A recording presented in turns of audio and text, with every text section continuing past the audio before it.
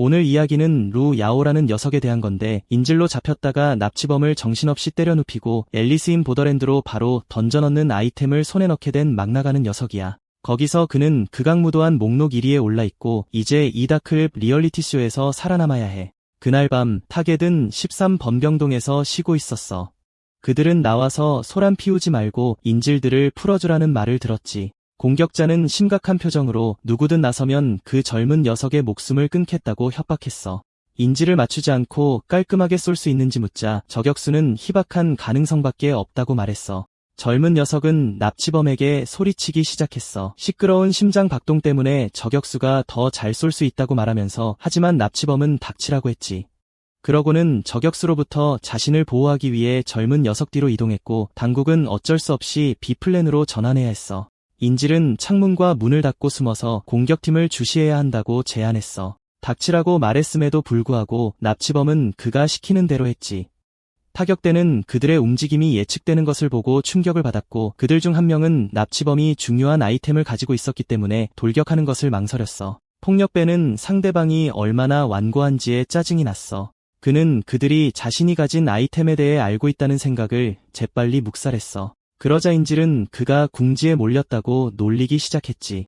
이것은 총알 한 발로 모든 것을 끝낼 수 있다고 말한 강도를 화나게 했지만 인질은 침착하게 그들의 위치를 지적했어. 혼란은 납치범의 얼굴에 놀라움으로 바뀌었어. 그들은 호스피스에 있었지. 우리의 주인공은 맥스, 앞으로 60일밖에 남지 않은 불치병에 걸렸어. 폭력배는 자신의 불운을 저주했어. 그러고는 인질 선택이 잘못됐다고 말하며 납치범에게 질문을 던졌어. 그는 그 녀석이 숨기고 있는 귀중한 아이템에 대해 물었지. 바로 그때 강도가 잠시 한눈을 팔자 젊은 녀석이 베개를 잡았어. 그는 베개를 납치범의 얼굴에 던졌고 그러고는 돌격하여 그 녀석의 무장한 팔을 붙잡고 얼굴을 정통으로 가격했어. 주인공은 그 녀석의 팔을 잡고 어깨 너머로 꺾어 고통스럽게 만들었고 그러고는 공중으로 던져 올려 땅바닥에 내팽개쳤어. 강도는 파자마를 입은 영웅을 거짓말쟁이라고 불렀지만 우리의 영웅은 자신의 날이 얼마 남지 않았다고 확인시켜줬어. 그는 납치범이 자신의 소중한 시간을 8분이나 낭비했다고 지적했어. 그는 그 불가사의한 아이템을 꺼내 들고 그것 때문에 쫓기고 있는 건지 물었어. 그 남자는 그것을 돌려달라고 요구하려 했지만 젊은 녀석은 건강한 몸을 바라며 그것을 열었어. 그러자 이상한 일이 일어나기 시작했지. 강도는 우리의 영웅 루 야오가 차원 이동자가 되는 것을 믿을 수 없다는 듯 지켜봤어. 이것을 본 남자는 루 야오가 자신의 운명을 자초했다고 말하며 기겁했어. 루 야오는 그에게 이미 가라앉는 배라고 말하며 얼굴을 발로 찼어. 그는 총을 집어들고 다른 세계의 계정에 대해 답을 요구하며 정보원의 머리에 총구를 겨눴어. 압박감에 남자는 모든 것을 털어놨지. 2050년 유성우 이후 세상이 변했어. 어떤 사람들은 시험을 위해 다른 차원으로 이동할 수 있는 힘을 얻었고 시험이 끝나면 지구로 돌아왔어. 승리한 여행자들은 강력한 무기와 만병통치약 같은 멋진 물건으로 보상을 받았지만 평범한 사람들은 질투심에 휩싸여 평행세계의 비밀을 원하며 여행자들을 공격하기 시작했어. 다른 세계의 계정이라고 불리는 표식이 나타나 소지자를 다른 세계로 순간 이동시키는 것이 여행의 열쇠라는 사실이 밝혀졌어. 이러한 힘을 가진 사람들을 차원 이동자라고 불렀지. 몇 초 남지 않았을 때 문이 활짝 열렸어. 타격대는 공격자를 제압하고 인질을 구하기 위해 달려들어왔어. 하지만 놀랍게도 구출이 필요한 건 납치범이었지. 우리의 영웅은 다른 세계로 순간 이동하기까지 1분밖에 남지 않았어. 납치범은 옷만 입고 다른 세계에 들어갈 수 있고 그곳의 시간은 엄청나게 빠르다고 말했어. 파자마를 입은 영웅은 그 녀석의 총이 거기서 유용했을 텐데 아쉬워했어. 하지만 루 야오는 시간을 벌 수 있을 거야. 사로잡힌 납치범은 정부와 새 장로에게 흥미로운 존재가 될 테니까. 시간이 흐르면서 그는 납치범이 첫 번째 시험은 안전하다고 언급했던 것을 떠올리기 시작했지만 불치병에 걸린 녀석은 됐다고 생각했어. 마지막 날들을 걱정하면서 낭비하지 않겠다고. 그는 알려지지 않은 현실을 탐험하고 싶었어. 그렇게 그는 마침내 준비가 되었지. 시스템이 그를 감지한 후 그의 캐릭터를 생성하고 공공장소에 떨어뜨렸어. 그리하여 루 야오라는 여행자가 화려하게 등장했지. 캐릭터 설정이 모두 완료되었으니 주인공은 이제 자신의 캐릭터 카드를 확인할 수 있었어. 루 야오는 주위를 둘러보기 시작했어. 캐릭터 카드는 상태 창과 같아서 시험에서의 능력치와 진행 상황을 보여줬어. 시스템은 그에게 각 범주가 특정 속성을 나타내는 방식을 설명해줬어.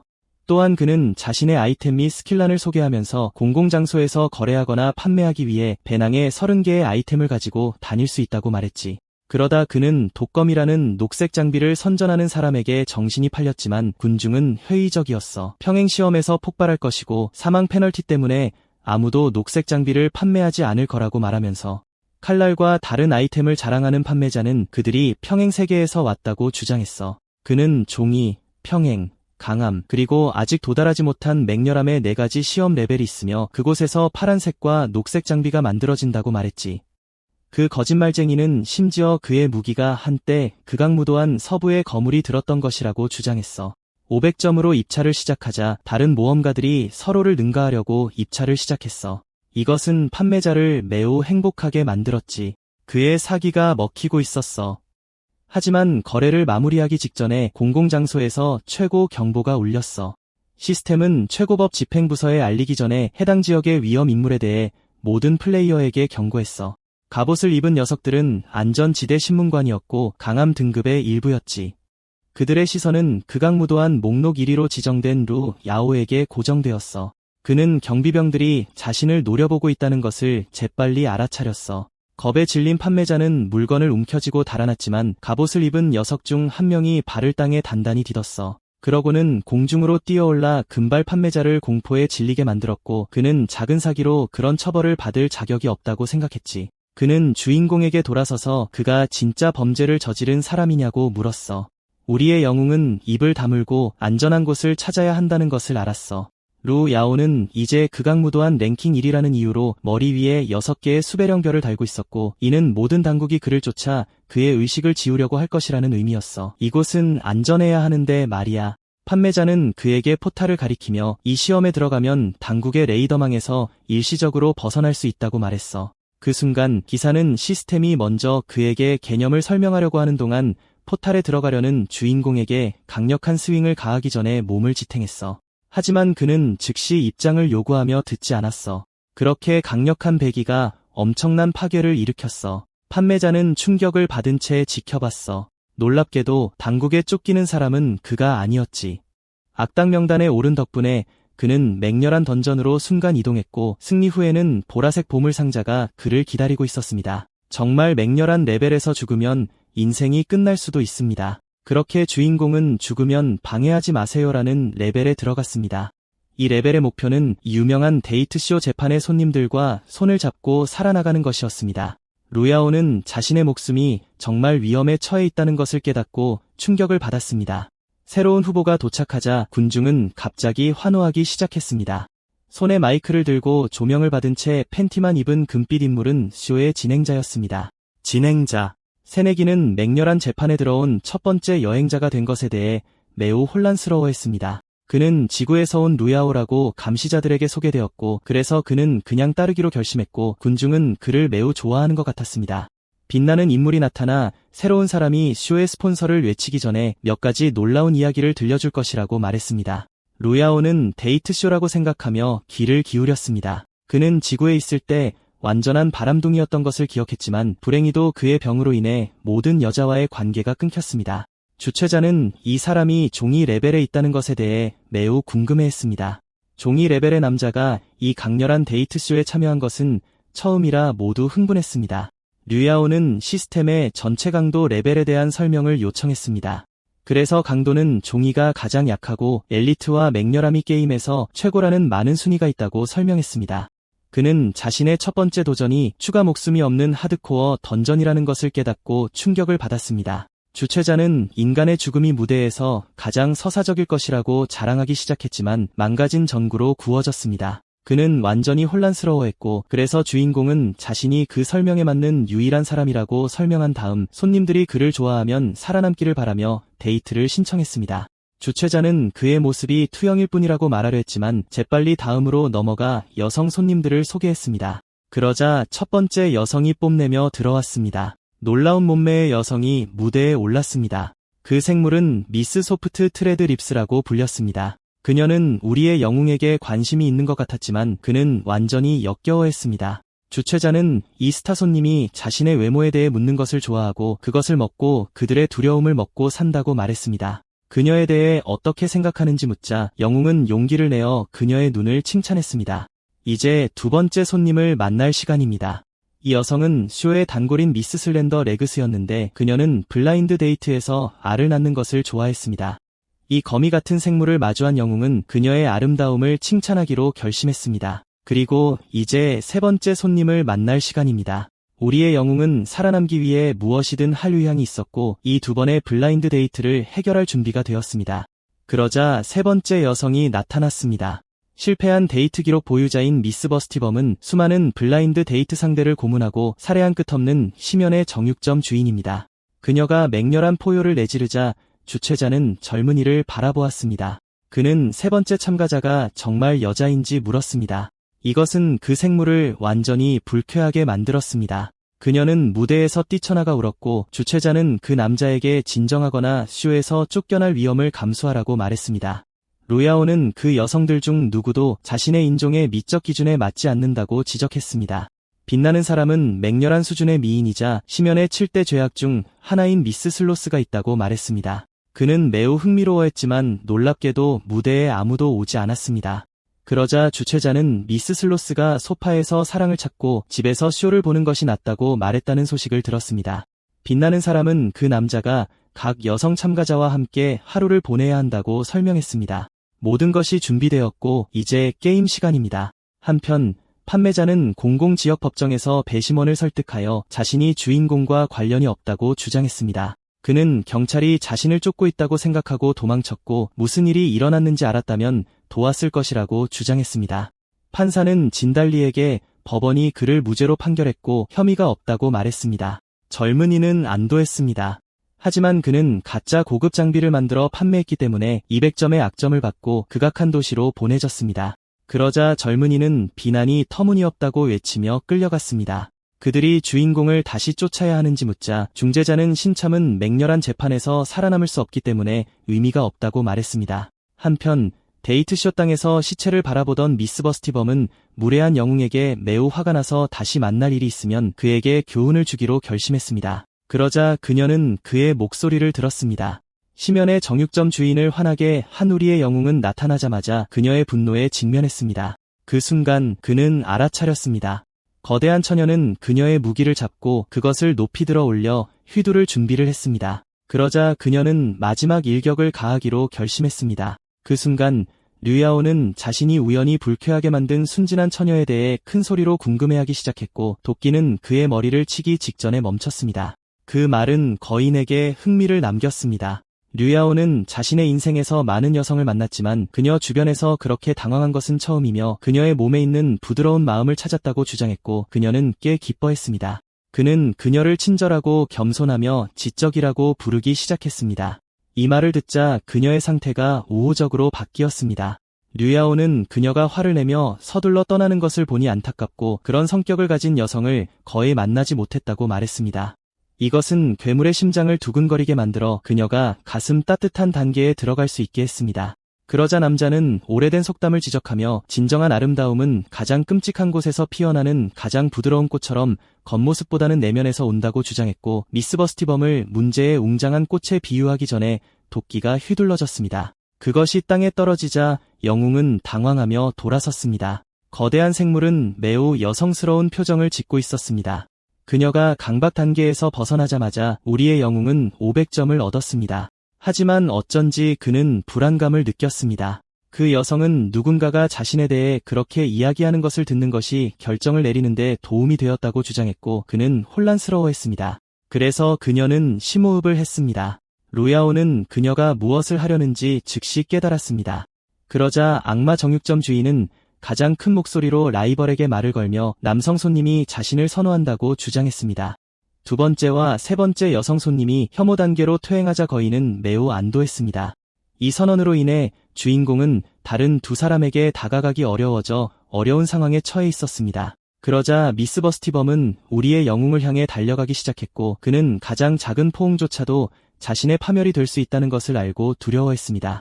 그때서야 거미줄이 발사되어 그녀의 발을 잡고 얼굴이 땅에 처박히게 했습니다. 그리고 그녀가 무슨 일이 일어나고 있는지 깨닫기도 전에 정육점 주인은 검이 액체로 덮여 있는 것을 발견했습니다. 그녀는 특히 라이벌의 등장에 짜증이 났습니다. 심연의 악마 거미는 그녀가 우리의 영웅 같은 남자를 감당하기에는 너무 순진하다고 주장하며 자신이 더 적합하고 그를 잘 훈련시킬 것이라고 주장했습니다. 붙잡힌 정육점 여자는 자기 남자를 위해 싸우려 했지만 남자는 여자를 무시하고 주인공에게 여자 알을 받아들이겠냐고 물었어. 이 싸움꾼이 혐오 상태에 빠진 걸 보고 우리의 영웅은 살아남기 위해 최고의 반응을 보여줘야 했기에 주도권을 잡기로 했지. 그는 무시무시하게 그 생물을 쳐다보며 감히 그에게 그런 식으로 말한다고 소리쳤고 그 모습에 여자는 꽤 혼란스러워했어. 류야오는 심연 거미가 그저 그의 아이를 갖고 싶어하고 그를 영혼 없는 생명 제공자로만 보고 있다고 지적했어. 여자가 반박하려 하자 남자는 그녀에게 소리치며 미래에 대한 얘기도 없이 아기를 만들고 싶어하는 게 너무 어색하다고 주장했어. 그러자 악마의 지위와 신비로운 여인의 지위가 호의적으로 바뀌었고 그는 꽤 흥미로워했지. 이걸 본 시청자들은 그가 얼마나 능글맞은지 보고 놀랐어. 진행자에 따르면 이 행동은 많은 양성평등 단체의 지지를 받았다고 해. 그때서야 그는 집에 있는 네 번째 후보가 처음으로 참가자에게 관심을 보이며 우리의 주인공에 대한 정보를 요구했다는 소식을 들었어. 한편 그는 받은 이상한 시스템 메시지에 대해 궁금해하고 있었어. 그는 쇼에 3명 이상의 여성 개체가 관련되어 있다는 것을 재빨리 깨달았어. 그때서야 그는 자신의 이름을 들었어. 세 번째 손님이 바로 뒤에 나타났고 그는 자신의 위치를 어떻게 숨겨야 할지 생각하기 시작했지. 미스 촉촉한 붉은 입술이 말을 꺼내기도 전에 갑자기 뺨을 맞았고 그녀의 라이벌들은 꽤 놀랐어. 류야오는 그녀에게 좀 더 자신감을 갖고 다른 사람의 판단에 의존하여 자신의 아름다움을 주장하지 말라고 말했어. 이 예상치 못한 행동에 그 생물은 조용히 흥미를 느꼈어. 진행자도 정신이 나가서 감독에게 그 장면을 다시 재생해달라고 요청했어. 모두 레벨 1 인간이 감히 치명적인 맹수 레벨 생물을 때렸다는 사실에 어리둥절했어. 빛나는 남자는 류야오가 방금 떠난 사람이 다른 사람의 생각에 엄청나게 빠져 있었기 때문에 곧 망할 거라고 확신했어. 하지만 반전 뺨 맞은 여자는 토마토처럼 얼굴이 붉어지고 수줍어하는 모습이었어.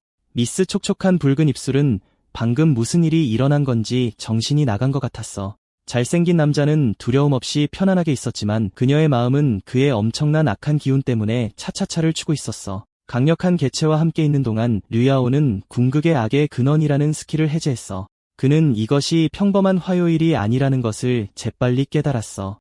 이 힘은 그가 항상 당국의 감시 대상이 될 것이라는 의미였고 하루에 10분 동안 그가 만지는 누구든 조종하여 그들에게 명령할 수 있게 해주었어. 이것을 읽은 젊은 남자는 그가 방금 강력한 개체를 최면 걸었다는 것을 깨달았어. 그녀는 눈앞의 남자가 얼마나 굉장한지 완전히 정신이 나갔어. 그녀는 갑자기 그를 먹어치우는데 혈안이 되어 있었어. 문자 그대로. 스킬 덕분에 세 번째 개체는 완전한 집착 모드에 들어갔어. 그녀는 우리의 영웅에게 달려들어 그를 삼키려고 했지만 그는 됐다고 했지. 너는 완전 이상해, 다른 2명처럼. 하지만 그 소녀는 각 소녀가 다른 소녀에게 그를 넘겨주지 않을 것이라는 것을 알고 있었어.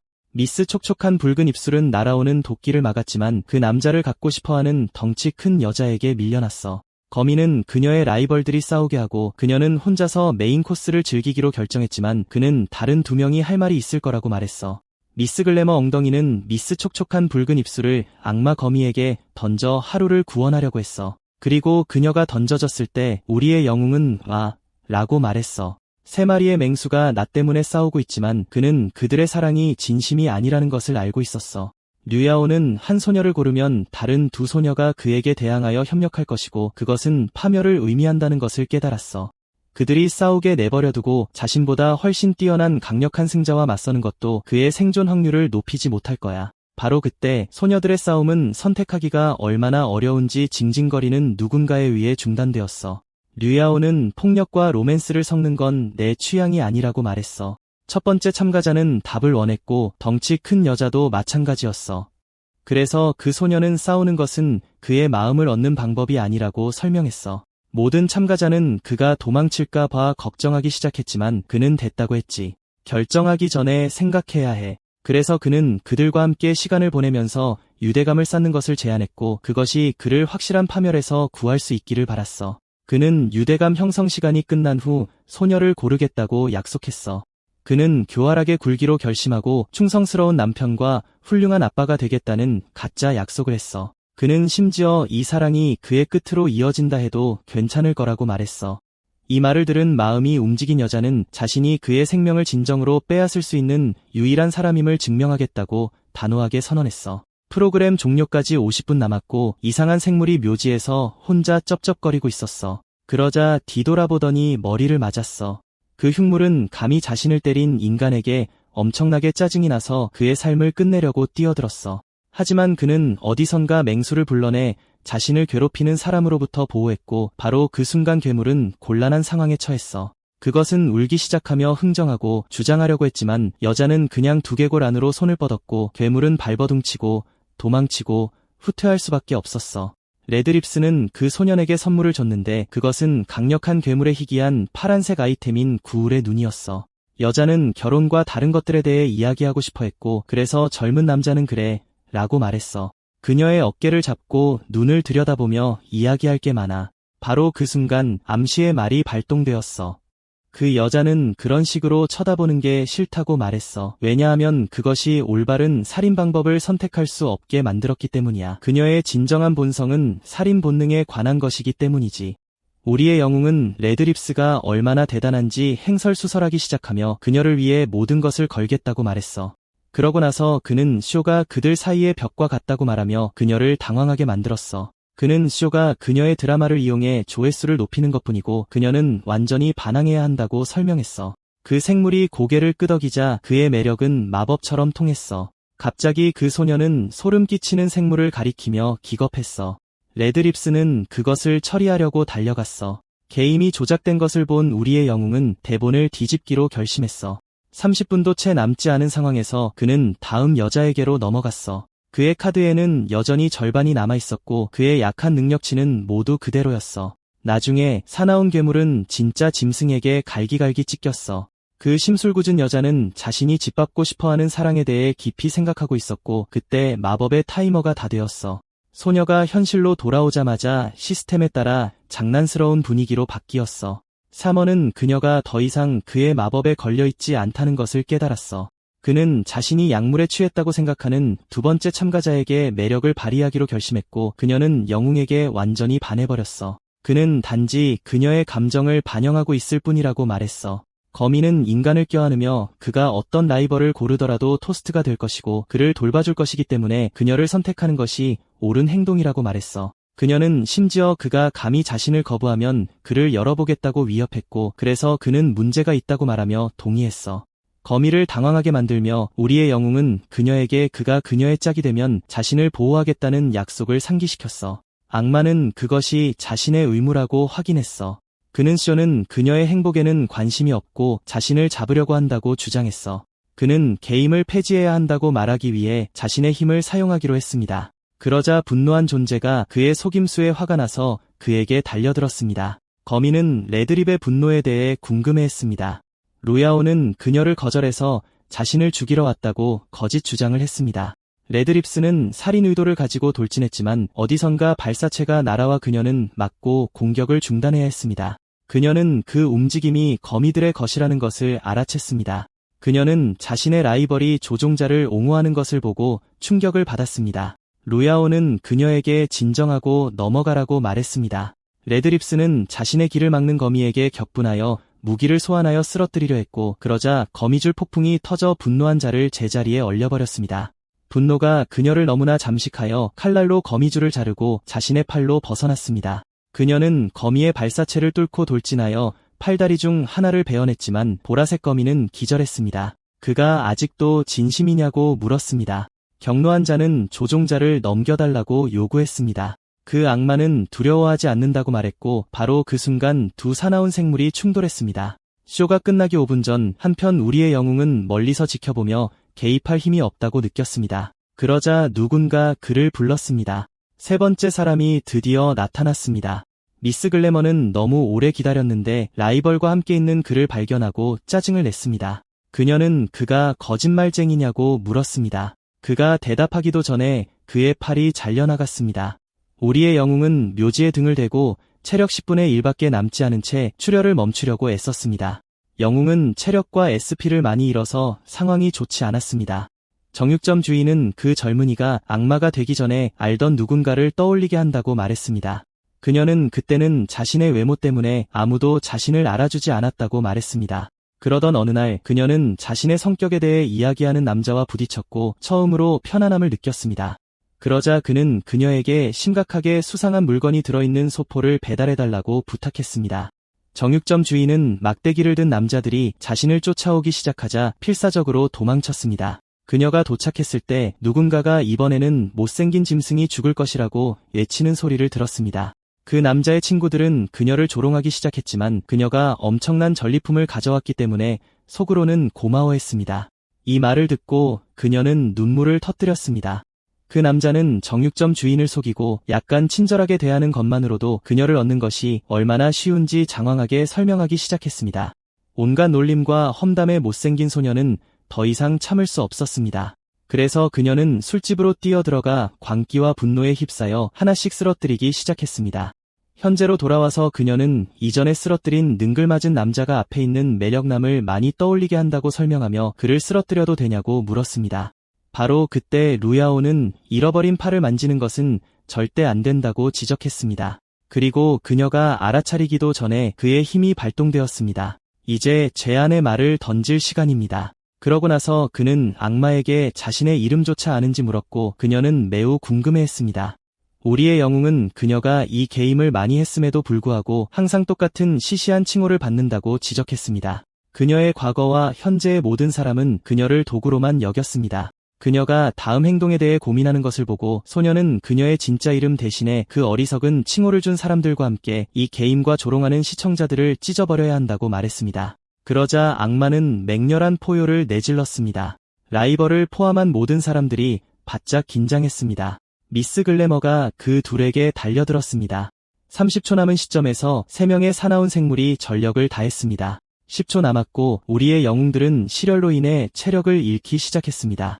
그래서 그는 악마의 다리와 거대한 입을 가진 자의 팔과 그녀의 무기인 맹렬한 리퍼를 움켜잡았습니다. 그제서야 3명의 여성 게스트가 그를 알아챘습니다. 바로 그 순간 능변가는 쇼가 끝날 때 거의 죽음 모드에 진입하면서 작별 인사를 고했고 신비로운 네 번째 존재로부터 훨씬 더 많은 감탄을 받았습니다. 엉망진창이 된 후 정육점 주인은 쇼에 출연했던 모든 순간을 기억했습니다. 그녀는 또한 조종자가 그녀가 진정으로 원하는 것을 결코 하지 않았다고 말했던 것을 떠올렸습니다. 무대에 돌아온 호스트는 경험 많은 여성들이 신참에게 너무 쉽게 패배하는 것을 보고 충격을 받았습니다. 이것은 심각한 액션을 보려고 돈을 낸 관중들을 완전히 실망시켰습니다. 호스트는 참가자들에게 그들의 서투른 공연이 그들의 기록에 큰 오점이 될 것이라고 상기시켰지만 말을 마치기도 전에 사슬이 날아왔습니다. 거대한 칼날이 간발의 차이로 그를 빗나갔고 바로 그 순간 거대한 정육점 주인이 등장했습니다. 그녀는 두 라이벌 앞에서 쇼를 취소해야 한다고 말했습니다. 관중들이 드라마를 좋아하는 것을 보고 호스트는 함께하기로 했습니다. 정구는 그들이 게임을 망치면 사랑을 찾을 기회를 잃을 것이라고 주장하지 말아야 한다고 주장하려 했습니다. 그러자 네 번째 존재가 나타나 모든 소음에 짜증을 냈습니다. 그러자 모두가 입을 다물었습니다. 갑작스런 도착에 호스트는 충격을 받았습니다. 다름 아닌 미스 슬로스가 깜짝 등장했습니다. 그녀는 군중이 싫고 10초를 주겠다고 말했습니다. 모두가 혼란스러워했지만 그녀가 카운트다운을 시작하자 곧 이해했습니다. 그러자 군중 전체가 목숨을 걸고 도망쳤습니다. 바로 그 순간 호스트는 4명의 참가자와 홀로 남았습니다. 무엇을 원하냐는 질문에 레디는 남자 후보에 대한 정보를 요구했고 호스트는 그가 얼마나 약한지에 대해 반박하려고 했습니다. 하지만 더 어두운 시선에 직면하자마자 즉시 무너져 무릎을 꿇고 정보를 넘겨주었습니다. 영웅에 대한 이야기가 그녀에게 약간의 감명을 주었습니다. 그러자 그녀는 다른 참가자들에게 돌아가기 전에 사업에 복구하라고 촉구했습니다. 레드립스는 강력한 악마가 인간에게 관심을 보이는 것에 흥미를 느꼈습니다. 그 순간 거대한 칼날이 높이 들렸습니다. 게임을 정말로 반항할 계획이냐는 질문에 큰 여자는 멈출 수 없다고 말했습니다. 한편 극악도시로 알려진 붉은 이름의 주요 도시에서 판매자는 자신의 운이 나쁘다고 불평하기 시작하여 잘못된 시간에 잘못된 장소에 있게 되었습니다. 그러자 그는 그를 먹고 싶냐고 묻는 어떤 이미의 남자에게 겁을 먹었습니다. 이 소름 끼치는 남자는 긴 혀를 가진 괴물이었습니다. 소녀는 혼잣말을 하고 있었다고 말하며 재빨리 일하러 돌아갔습니다. 그러자 긴 목을 가진 생물은 도시 통치자가 규칙 위반자만 먹게 한다고 투덜거리며 떠나기로 결정했습니다. 겁에 질린 소녀는 길드가 후원하는 엘리트 유랑자조차도 사나운 시험을 정복할 수 없다는 것을 알고 있었음에도 불구하고 저 최고 선수들처럼 될 수 있기를 바랐지만 틀렸다는 것이 입증되었습니다. 금발은 누군가가 실제로 최상위 시험을 통과했을 때 완전히 충격을 받았습니다. 그 후 시스템은 우리의 주인공이 스타일리시하게 험악한 던전을 완료한 것을 축하하며 5000포인트, 보라색 상자, 속성 포인트 2개, 레벨업 2회를 획득했다고 알렸습니다. 그리고 뉴비가 이 엄청난 위협을 달성했기 때문에 시스템은 그에게 정신 포인트 10점과 집으로 돌아가거나 레드시티를 탐험할 수 있는 선택권을 주었습니다. 그는 악당 목록 1위였기 때문에 우리의 주인공은 레드 네임 메인 시티 안에서 부활했습니다. 오른팔을 되찾은 것을 보고 우리의 주인공은 모든 시련의 피해가 마지막에 사라진다는 것을 깨달았습니다. 극도로 사악한 도시를 보면서 그는 그곳이 첫 번째 안전구역과 다소 비슷하다고 생각했습니다. 우리의 주인공은 보라색 상자를 확인하기로 했습니다. 안에는 악마 강림이라는 보라색 스킬이 있었는데 사용자가 체력과 SP를 잃으면서 광분하게 됩니다. 주인공은 즉시 이것이 엄청난 위험이 따르는 힘이라는 것을 깨달았습니다. 그럼에도 불구하고 그는 힘은 힘이니까 배우기로 했습니다. 그러고 나서 젊은이는 맹렬한 래퍼부터 시작하여 나머지 소지품을 확인했는데 그것은 끊임없이 그의 체력을 소모시키지만 그에게 맹렬한 기운을 주고 각 처치마다 화력을 증가시켰습니다. 그 굉장한 효과에 우리의 주인공은 경외감을 느꼈습니다. 루야오는 흉포한 리퍼를 소환하기 전에 자신의 상태창을 자세히 살펴보기로 했습니다. 그것을 잡자마자 그는 즉시 그의 체력이 떨어지는 것을 알아차렸지만 이 무기는 그의 파워 등급을 초보자에서 강자로 끌어올렸습니다. 그것이 얼마나 효과적인지 보고 젊은이는 그것을 체력 포션과 함께 사용하여 더욱 효율적으로 만들기로 했습니다. 그때서야 그는 혀가 긴 괴물 중 하나에게 발견되었습니다. 이 괴물은 인간이 맹렬한 기운을 사용하는 것을 보고 충격을 받았습니다. 그것은 즉시 젊은이의 무시무시한 존재감에 압도되었고 무례하게 굴어서 죄송하다고 말하며 저녁 식사에 늦은 것처럼 도망가기 전에 떠나겠다고 말했습니다. 이것을 보고 우리의 주인공은 더 이상의 문제를 피하기 위해 칼을 내려놓기로 했습니다. 그때서야 그는 또 다른 차원 여행자로부터 전화를 받았는데 그는 그들이 둘 다 악당 포인트 때문에 거기에 있기 때문에 팀을 이루자고 제안했습니다. 루야오는 그를 이전의 판매자로 즉시 알아보았습니다. 그 남자가 주인공인 것을 보고 사기꾼은 매우 화가 나서 레드 네임 도시로 보내진 것을 그에게 탓했습니다. 우리의 주인공은 그럴 의도가 아니었고 초보일 뿐이라고 사과했지만 금발머리는 초보자가 어떻게 육성 알람을 울릴 수 있는지 회의적이었습니다. 그는 단지 자기가 아무것도 모른다고 계속 주장했는데 모든 일이 너무 빨리 일어났고 이 세계를 설명해줄 사람을 찾고 있다고 말했습니다. 판매자는 차를 쏟기로 동의했습니다. 그러고 나서 그는 이 세계에는 종이, 보통, 강함, 맹렬함의 4가지 구역 레벨이 있으며 시련은 그들을 2차원의 한 지점으로 무작위로 순간이동시킨다고 설명했습니다. 안전구역은 여행자에게 완전한 보호를 제공하여 죽음 후 결과 없이 부활할 수 있습니다. 종이구역에는 약한 몬스터가 있고 위험이 낮으며 죽을 때 작은 장비만 잃습니다. 보통 구역에는 죽을 때 비싼 녹색 등급 장비를 떨어뜨리는 더 강한 생물이 있지만 거기에 떨어지면 전체 소지품을 잃게 됩니다. 그리고 강한 지역에는 훨씬 더 강력한 몬스터가 있는데 그들은 매우 귀중한 파란색 장비를 떨어뜨리지만 거기서 죽으면 심각한 정신적 손상을 입게 되는데 이것이 금발머리가 우리의 주인공에게 시련을 현명하게 선택하라고 경고한 이유입니다. 좋아요.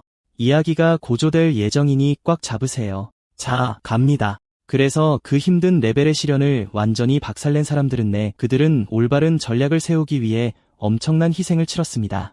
루야오는 마지막 레벨에 대해 질문을 던졌습니다.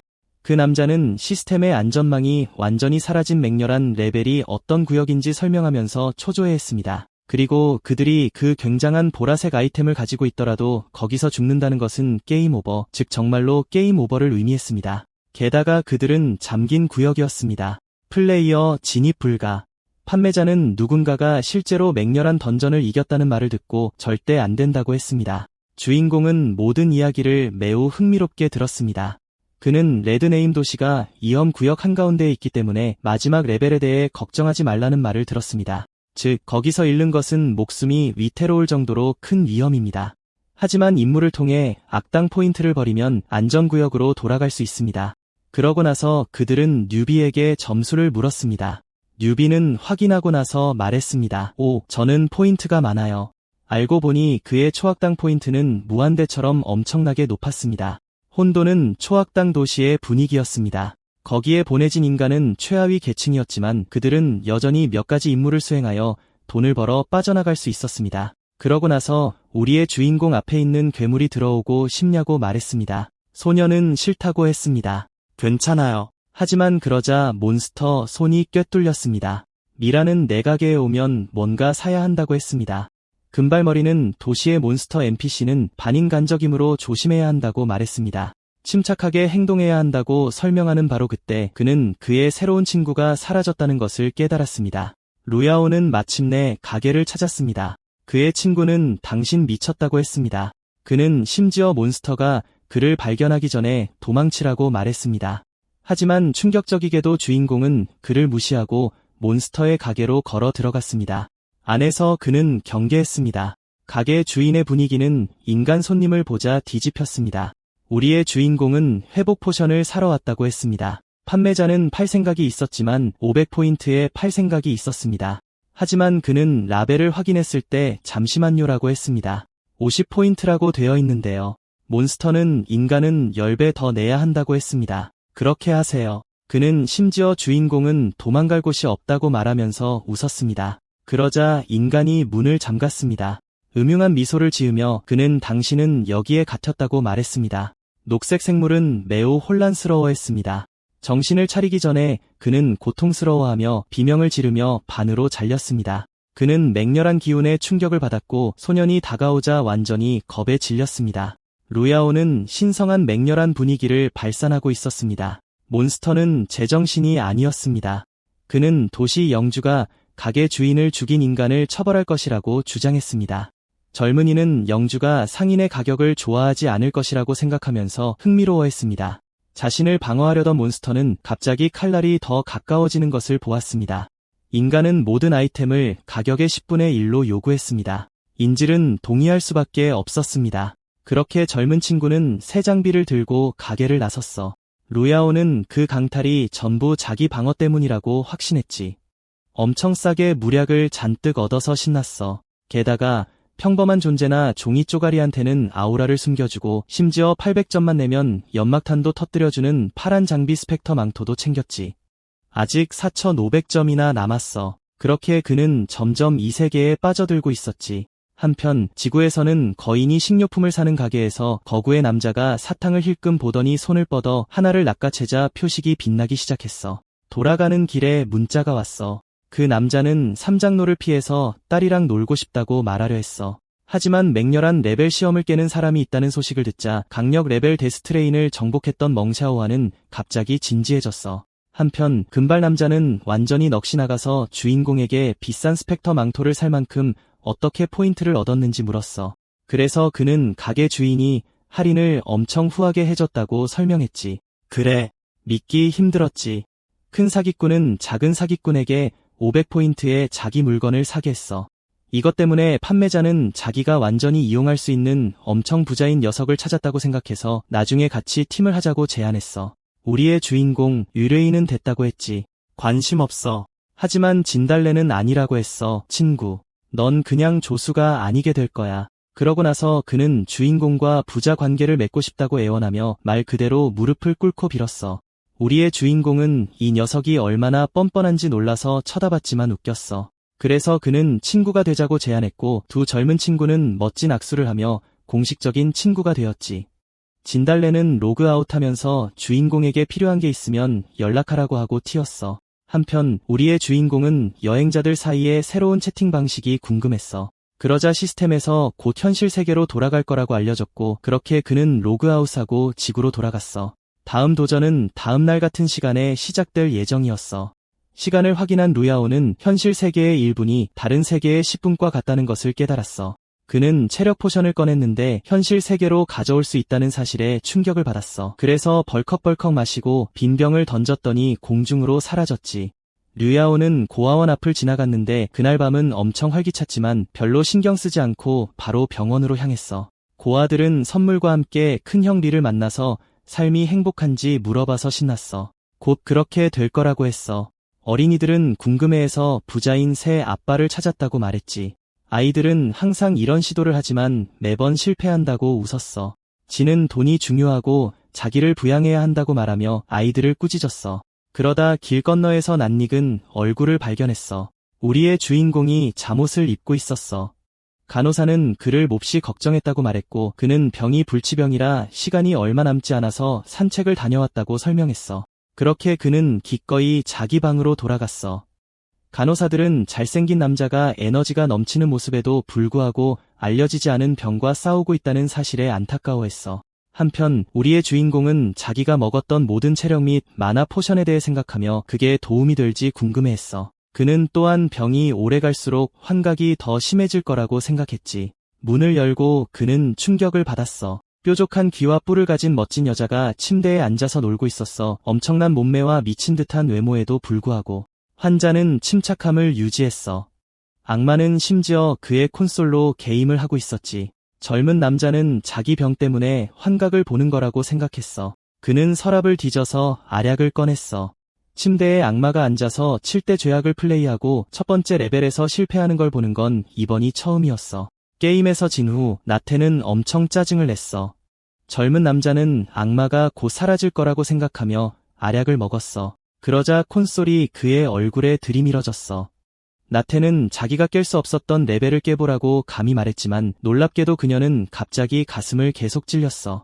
이것 때문에 그녀는 정말 짜증이 났어. 주인공은 환각이 너무 생생해서 느껴질 정도라고 생각했어. 악마는 이 멍청하고 바보 같은 새로운 혼돈의 근원에 엄청 짜증이 났어.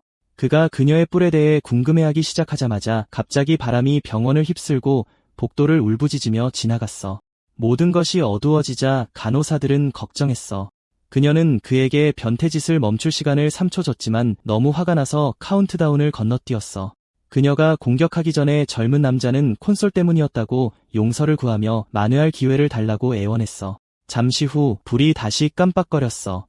간호사는 환자를 확인하러 왔는데 그는 발가벗고 있어서 나가서 쉬라고 했어. 붐! 그렇게 우리의 주인공은 게임에서 나태를 완전히 제압했어. 그녀의 아바타가 유령처럼 보이는 것을 보고 그녀는 게임 개발자가 서버 음식이어야 한다고 농담했어. 하지만 우리의 주인공은 그녀의 게임 속 모습이 훨씬 더 엉망이라고 놀렸어. 그는 몇몇을 제외하고 인간은 보통 미지의 것을 예쁘다고 생각하지 않고 으스스하다고 생각한다고 설명했어. 그는 즉시 네 번째 쇼 참가자 미스 나태를 알아봤어. 그녀는 그의 강철 같은 신경에 감탄하며 그것 때문에 다른 사람들처럼 악의 근원에서 살아남았다고 말했고 그는 다른 스킬 보유자들도 여전히 살아있다는 것을 깨닫고 충격을 받았어. 나태는 그가 여전히 1단계에 있다고 설명했는데 이는 아직 팀이 없고 혼자서 위험한 던전을 돌아야 한다는 의미였어. 그녀는 무모한 시련에 대해 경고하기 위해 현실 세계에 왔다고 말하며 다시 만날 거라고 약속했어. 루야오는 악의 근원이 궁금해서 자기 병과 관련이 있다고 생각하고 그녀의 종족은 모두 현실 도약을 할 수 있는지 물었어. 그녀는 자기는 다르다며 큰 손들을 피하기 위해 곧 떠나야 한다고 안심시켰어. 그녀는 또한 그가 떠나기 전에 그의 힘에 대해 더 많이 배우게 될 거라고 말하면서 살아남으라고 말하고 그녀를 떠나게 해달라고 했어. 이것 때문에 그는 계속 나아가야 한다는 것을 깨달았어. 그는 또한 콘솔이 일부러 남겨진 건지 궁금해했어. 시스템은 주인이 최종 보스를 깨려고 애쓰는 게임이라고 불렀는데 그러면 그들을 소환할 수 있어서 짜증이 났어. 자기가 많이 도와줬는데. 그 글에는 3레벨 주인공이 참가한 이 어려운 레벨 시련에서 모험가가 해야 할 일이 자세히 적혀 있었어. 이기면 파란 상자를 얻지만 스킬이 초기화되고 아이템을 잃게 돼. 그렇게 젊은 친구는 게임을 즐길 수 있게 되었고 첫 멀티플레이어를 위해 익명 모드를 켰어. 주인공은 제한 시간 안에 교본을 들고 광장문 앞에 도착했어. 책을 한번 훑어보고 문을 열었지. 제한 시간이 0이 되자마자 그는 더 노련하고 멋진 장비를 가진 다른 차원 이동자들 사이에 있게 됐어. 그는 문을 닫고 다른 차원 이동자들 사이를 비집고 들어가려고 했지. 레벨 3인 걸 보고 한 플레이어는 질 거라고 생각했지만 다른 플레이어는 초보들은 보통 고수들과 팀을 한다고 했어. 그때 고수 중 한 명이 방으로 뛰어 들어왔어. 아제르 드래곤의 레벨 10인 지안쿤, 일명 마티 블레이드가 팀원들에게 속도를 늦추지 말라고 말했지. 익명 모드를 끈 것에 대해 누군가 그를 비난했지만 다른 사람은 그가 강력한 아제르 드래곤 멤버로서 그럴 권리가 있다고 말했어. 마티 블레이드는 전에 이 시련을 이겨냈다고 주장하며 승리를 위해 다른 사람들에게 그의 말을 들으라고 했어. 모두가 그의 지시를 따르기로 동의했고 그는 평범한 플레이어들이 이 던전을 얼마나 두려워하는지에 대해 이야기했지. 그러다 무언가가 그의 눈길을 끌었어. 레벨 10 플레이어가 레벨 3을 가리켰어. 주인공은 당황했지. 키 큰 남자가 그의 레벨에 대해 물었어. 초보들은 보통 종이 티어 시련에 있다는 것을 알고 그는 운이 나쁜 것 같다고 설명했지. 정쿠는 그를 합류시키는데 동의했지만 짐이 되지 말라고 했고 주인공은 이 미션이 식은 죽 먹기일 거라고 생각했지. 그 인간의 최고의 자산이 헤드샷을 맞았어. 모두가 안경이 산산이 부서지는 동안 강력한 소유자가 최후를 맞이하는 것에 경악했지. 그러자 총을 쏜 사람이 차원 이동자들을 황천 익스프레스에 환영하며 늦게 도착하여 규칙을 어긴 늦깎이를 제거함으로써 그들에게 호의를 베풀었다고 말했어. 그러면서 노인은 새로운 직원들을 두 팔 벌려 환영했어. 모두가 레벨 10 플레이어가 한 방에 쓰러진 것에 충격을 받았어. 노인은 직원들은 언제든지 읽을 수 있는 핸드북에 따라 관리자에게 반항할 수 없다고 안심시켰지. 이것은 주인공이 관리자의 권한이 절대적이라는 것을 깨닫게 했고 이는 그가 어떤 플레이어든 쉽게 제거할 수 있다는 것을 의미했어. 그러자 관리자는 그의 팀에게 파란색은 쉽고 빨간색은 어려운 3개의 배달이 있다고 말했어. 그는 이 시련을 통과하려면 3번의 배달만 성공하면 된다고 말했지. 그러자 메인 퀘스트가 시작됐어. 플레이어 중 한 명인 에밀리가 빨간 주문이 쉬울 거라고 생각하고 집어들었어. 하지만 놀랍게도 그는 강력한 레벨 보스인 그림자 악마 늑대를 때려야 했어. 모두가 그가 터무니없는 임무를 거부하자 웃었지만 갑자기 총에 맞아 쓰러지는 것에 충격을 받았어. 마법은 그들이 배달에서 물러설 수 없고 받아들여야만 한다는 것을 분명히 했지.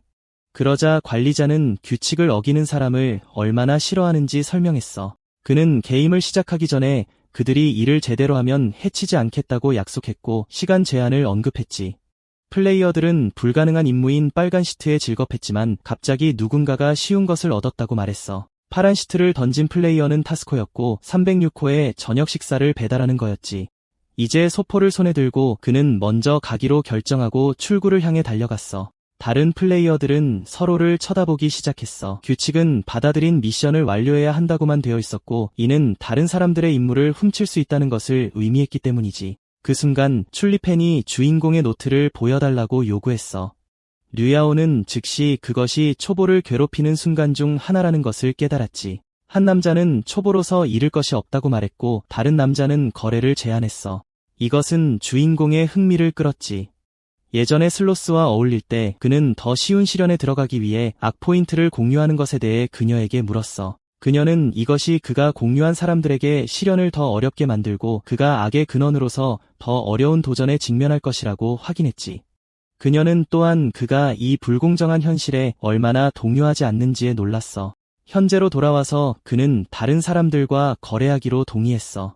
노트를 펼쳐 빨간 시트를 드러내자 실망한 사냥꾼들은 그 종이에 어리둥절했어. 그러자 주인공은 노트를 뒤적거리기 시작했고 그가 엄청나게 많은 주문을 가지고 있어서 그들을 더욱 당황하게 만들었지.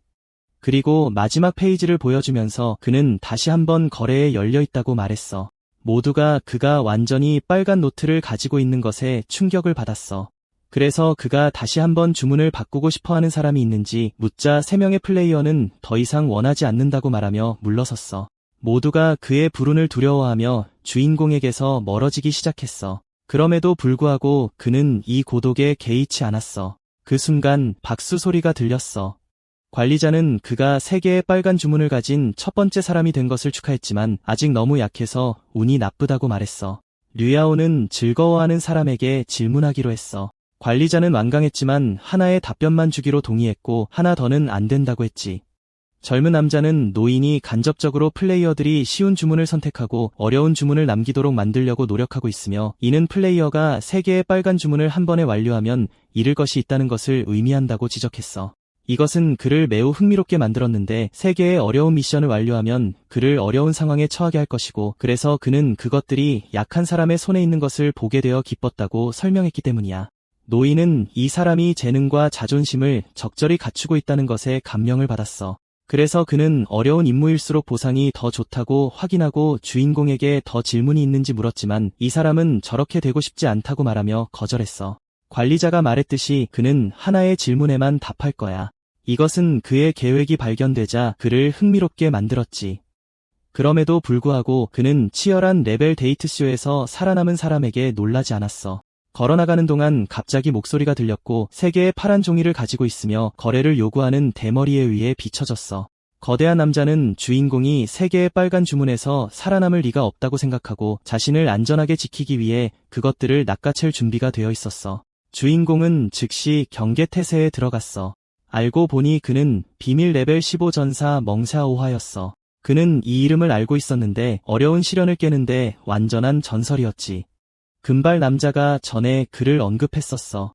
덩치 큰 남자는 젊은 친구가 자신을 안다는 것을 알아차리고 뭘 할 거냐고 물었어. 류야오는 노트를 꺼내 그와 함께 놀아줄 것처럼 보이게 했어. 하지만 놀랍게도 그는 빨간 종이를 찢어버리고 임무를 직접 맡았어. 젊은 친구는 완전히 사고였다고 말하며 걸어나가기 시작했지만 가만히 서 있으라는 부름을 받았어. 멍샤오와는 분노하며 감히 그를 조롱한 사람에게 달려들어 그에게 교훈을 가르쳐줄 준비를 했어. 하지만 그러자 젊은 친구는 칼날을 소환했고 멍샤오와는 완전히 혼란스러워했지. 류야오는 덩치 큰 남자에게 자신에게 무엇을 가르쳐주고 싶은지 물었어. 덩치 큰 남자는 약간 킬킬 웃다가 자신이 그만큼 강력한 사람과 거래할 수 있다는 것을 보여주고 싶었지만 비밀리에 그의 무기를 두려워했다고 말했어. 주인공은 노련한 플레이어가 자신의 거대한 가위를 두려워한다는 것을 알고 함께 놀아줬어. 그러자 그들은 서로에 대해 최악의 것을 생각하며 웃기 시작했어. 그러면서 그들은 작별 인사를 나눴지. 레벨 15 전사는 더 큰 보상을 위해 다른 빨간 종이 소지자를 찾기로 결정했어. 하지만 우선 그는 주변의 성가신 존재들을 처리해야 했다. 그는 시련이 힘들어도 플레이어들이 감히 그에게 가까이 오는 것 자체가 대단하다고 주장했다. 그들 중 하나는 새 장로의 뜻이 절대적이며 시련에서 레벨 15 전사를 쓰러뜨리는 것이 훨씬 나을 것이라고 말하며 그에게 달려들었지만 결국 얼굴을 잡혔다. 모두가 충격에 빠진 가운데 공중에 사냥꾼을 둔 멍샤오와는 상대방의 약점을 지적했고 마침내 그의 으스러뜨리는 소나기에서 남자의 두개골을 놓아주었다. 그리고 그 남자가 사라지기 시작하자 누군가 그에게 근육 지배자의 힘이 있다고 지적했다. 덩치 큰 남자는 그것을 확인하고 상대방의 붉은 주문을 빼앗기 위해 이에서부터 달려들었다. 한편 루야오는 학교에서 강력한 레벨의 미치광이 여자에게 잃어버린 인형을 전달하고 있었고 그는 잃어버린 물건을 배달해야 한다고 생각하게 되었다. 인형에 대한 설명은 엄청나게 수상했다. 우리의 주인공은 황천길 택배가 얼마나 비전문적인지 지적했는데 인형이 어떤 포장에도 들어있지 않았고 설명도 형편없었기 때문이다. 주소에 도착했을 때 그는 그곳이 미치광이 여자의 집인지 궁금해했다. 그는 초인종을 누르며 미치광이 여자에게 전달할 것이 있다고 말했다. 그러고 나서 루야오는 조용히 응답을 기다렸지만 그를 완전히 흔들어 놓는 끔찍한 비명을 들었다. 한편 다른 곳에서 사냥꾼은 음식을 배달하기로 되어 있었고 그의 서비스에 감사 인사를 받았지만 임무를 완수했음에도 불구하고 묶여 있어서 혼란스러워했다. 양의 탈을 쓴 늑대는 그가 가져온 양이 충분하지 않았고 그의 살을 식사에 더하면 정말 완벽해질 것이라고 말했다. 같은 시간에 다른 사냥꾼은 장성사원의 사원의 종을 배달해야 했고 승려에게 감사 인사를 받았지만 그녀를 향해 겨누어진 많은 무기들이 그녀를 이 형태의 감사에 대해 매우 궁금하게 만들었다. 한편 젊은 친구는 미치광이 여자로부터 도망치면서 물약을 마시고 있었고 외부 세계와 연락할 수 없었다. 그녀는 그를 쓰러뜨리기로 결심했다. 그러다 그는 앞에 문을 발견하고 재빨리 손을 뻗어 열었다. 그리고 그가 등에 칼에 찔리기 직전에 그는 가까스로 문을 쾅 닫았다. 여자는 샤오샤오를 불렀다. 그녀가 미친 듯이 문을 두드리는 것을 보고 그는 문이 부서질 때 자신을 구할 계획이 필요하다는 것을 깨달았다. 젊은 친구는 놀랐다. 그가 들어간 방은 나머지 으스스한 집과는 달랐다. 문이 서서히 무너지고 있었다. 그러고 나서 그는 8개의 아이 그림을 발견했다. 그것들은 딸이 엄마에게 주는 선물처럼 보였다. 그는 뒤돌아서서 어린 소녀의 실종된 날들에 대한 달력을 보았다. 그가 페이지를 넘기면서 그는 어린아이가 오랫동안 실종되었다는 것을 깨달았다. 그리고 그가 특정 달에 도달하자마자 노란색 무언가가 나타났다. 그러고 나서 달력에서 떨어졌다. 그것은 황천길 택배가 당신이 원하는 모든 것을 연결해 줄 수 있다고 말하는 명함이었다. 우리의 주인공은 이것이 완전히 가짜라고 생각하며 재미있어 했다. 바로 그때 칼이 문을 찢었다. 루야는 인형을 제대로 넘겨주려면 그녀를 진정시켜야 한다는 것을 깨닫고 옷장 안을 들여다보았다. 그러고 나서 그는 뭔가 과감한 것을 시도하기로 결심했다. 그 순간 엄마가 방으로 뛰어들어왔지만 그녀 앞에 있는 것을 보자 분노가 사라졌다. 악당은 미치광이 여자의 딸인 척하며 팬보이로 변해 있었다. 여자는 즉시 그녀의 다 큰 딸이라고 생각하고 그녀가 아직 살아있기를 바라며 그녀의 아이를 껴안기 위해 달려갔다. 그럼에도 불구하고 미치광이는 그것이 사실이 아니라고 말하면서 그녀의 손에서 칼을 부드럽게 빼앗아 자신의 배를 찔렀고 그녀를 불신에 빠뜨렸다. 모든 것이 시작되기 전에 한 인물이 어린 소녀에게 다가왔다. 그녀는 뒤돌아서서 완전히 질겁했다. 몇 초 후 피가 잔디와 인형을 덮었다. 나중에 그날 엄마가 그녀의 아이를 데리러 왔을 때 그녀는 피 웅덩이밖에 찾지 못하고 경악했다. 이제 비탄에 잠긴 엄마의 품에 안긴 우리의 주인공은 그의 말로 그녀를 제정신으로 되돌렸다. 그때 그 여자는 황천길 택배에 환영받았다. 매니저는 그들이 그녀의 마음이 원하는 모든 것을 배달할 수 있다고 말했고, 그래서 여자는 그에게 그녀의 딸이 그에게 그림과 설명을 주는 것을 본 적이 있는지 물었다. 놀랍게도 남자는 그녀를 본 적이 있다고 말했고, 그래서 그녀는 그에게 더 많은 정보를 달라고 간청했다. 남자는 그녀가 그의 배달 서비스에 대한 대가를 지불해야 한다고 말했다. 여자는 즉시 무릎을 꿇고 그녀의 딸을 돌려달라고 간청했다. 그러고 나서 그 존재는 그의 힘을 활성화하면서 여자는 곧 그녀의 딸을 되찾기 위해 미쳐야 할 것이라고 말하면서 그녀가 그들의 사업에 대한 큰 잠재력을 가지고 있다고 말했다. 현재로 돌아와서 비참한 여자는 다시 간청하고 있었다. 루야오는 그녀가 그의 매력에 힘에 저항하는 것을 보고 충격을 받았다. 여자는 그녀가 깨어났을 때 그녀의 딸이 사라졌다고 말했고, 그래서 그녀는 차라리 잠들어 있겠다고 말했다. 우리의 주인공은 그녀의 슬픈 상태에 안타까워했고, 그가 그녀의 슬픔에 빠져 있을 때 엄마는 불려졌다. 처음에는 그녀의 딸이라고 생각했지만 아내는 그녀를 매우 짜증나게 만드는 척하는 어른 남자가 있었다. 류야오는 그녀가 광기에서 벗어난 것을 축하하며 그녀가 오래전에 깨어났다는 것을 부인하고 있다고 말했다. 이것은 그녀를 완전히 혼란스럽게 만들었다. 루야오는 그의 매니저가 그녀에게 인형을 주라고 보냈고 그것이 무엇을 의미하는지 생각해보라고 말했다. 그러고 나서 남자는 그녀가 부인 상태로 머물거나 다른 사람에게 의존할 수 있다고 지적하면서 그녀에게 인형을 가져가서 높은 별점을 남겨달라고 요청했다. 그리고 바로 그 순간 우리의 주인공은 그의 첫 번째 붉은 배달을 성공적으로 해내고 그의 최종 보상을 2배로 늘렸다. 그리고 그러고 나서 그는 그의 퇴장을 결정했다. 바로 그때 그는 엄마에게 그녀의 딸이 정말 이 세상을 떠났는지 물어보는 엄마에 의해 멈춰섰고, 그래서 그는 그녀가 직접 확인해야 할 것이라고 말했다. 얼마 후 마침내 커튼이 열렸다. 엄마는 그녀의 아이를 찾아가기로 결심했다. 바로 그 순간 미치광이 여자의 형상이 산산조각 났다.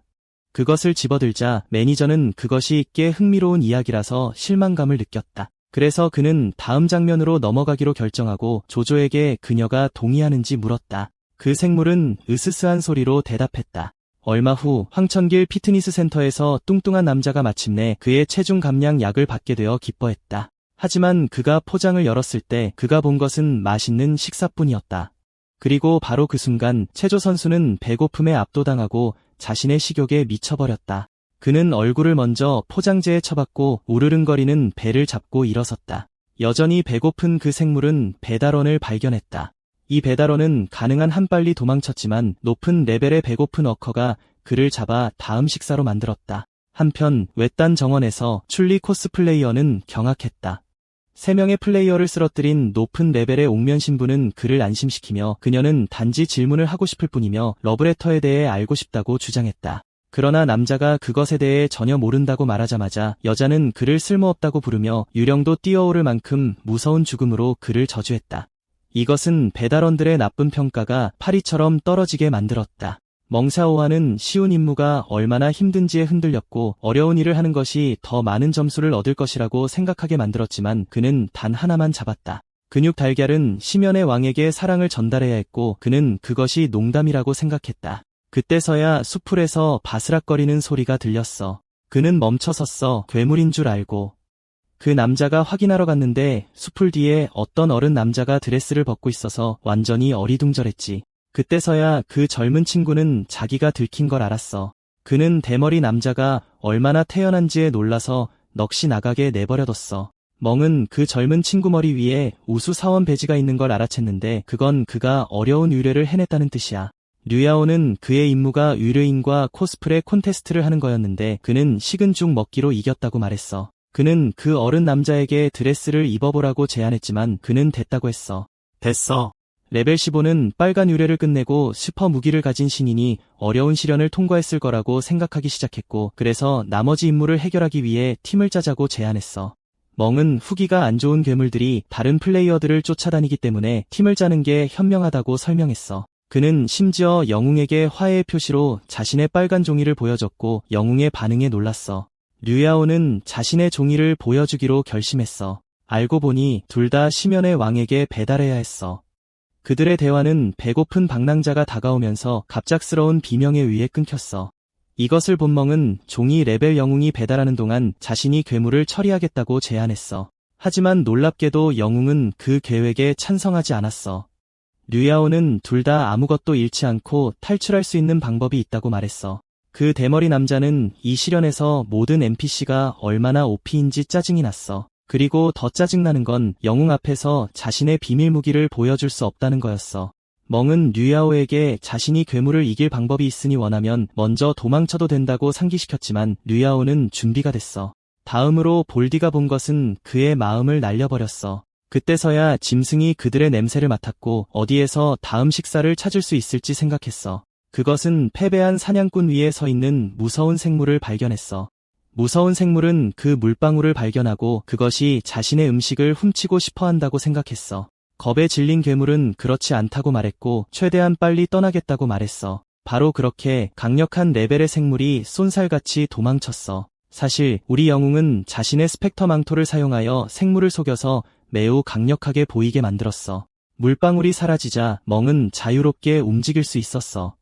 그 대머리 남자는 그 젊은 친구가 적으로 얼마나 무서울지 보고 그와 친구가 되기로 결심했고 류야오는 동의했어. 그는 치료 아이템을 요청받았을 때 당황했어. 얼마 후 멍은 류야오에게 파란 유래는 쉽다고 하지만 실제로는 엄청나게 어렵고 항상 나쁜 후기를 받았다고 설명했고 그는 한때 친구들과 이 시련을 했고 괴물 소동에서 간신히 탈출했다고 말했어. 영웅은 즉시 빨간 유래가 완벽한 점수를 얻는 열쇠라는 것을 깨달았어. 그리고 이제 새로운 팀원과 함께 그는 임무를 빠르게 통과할 준비가 됐어. 한편 3명의 플레이어는 임무를 끝낸 후에도 의뢰인인 높은 레벨의 굴착 악마에게 쫓기고 있어서 혼란스러워하며 달리고 있었어. 이것은 그들에게 문제가 패키지에 있다고 생각하게 만들었고 그 패키지는 살충제로 밝혀졌어. 그때서야 그들은 앞에 누군가를 발견했어. 처음에는 그에게 달려가 그가 괴물의 새로운 목표가 되기를 바랐지만 충격적이게도 그는 그들을 향해 달려오고 있었어.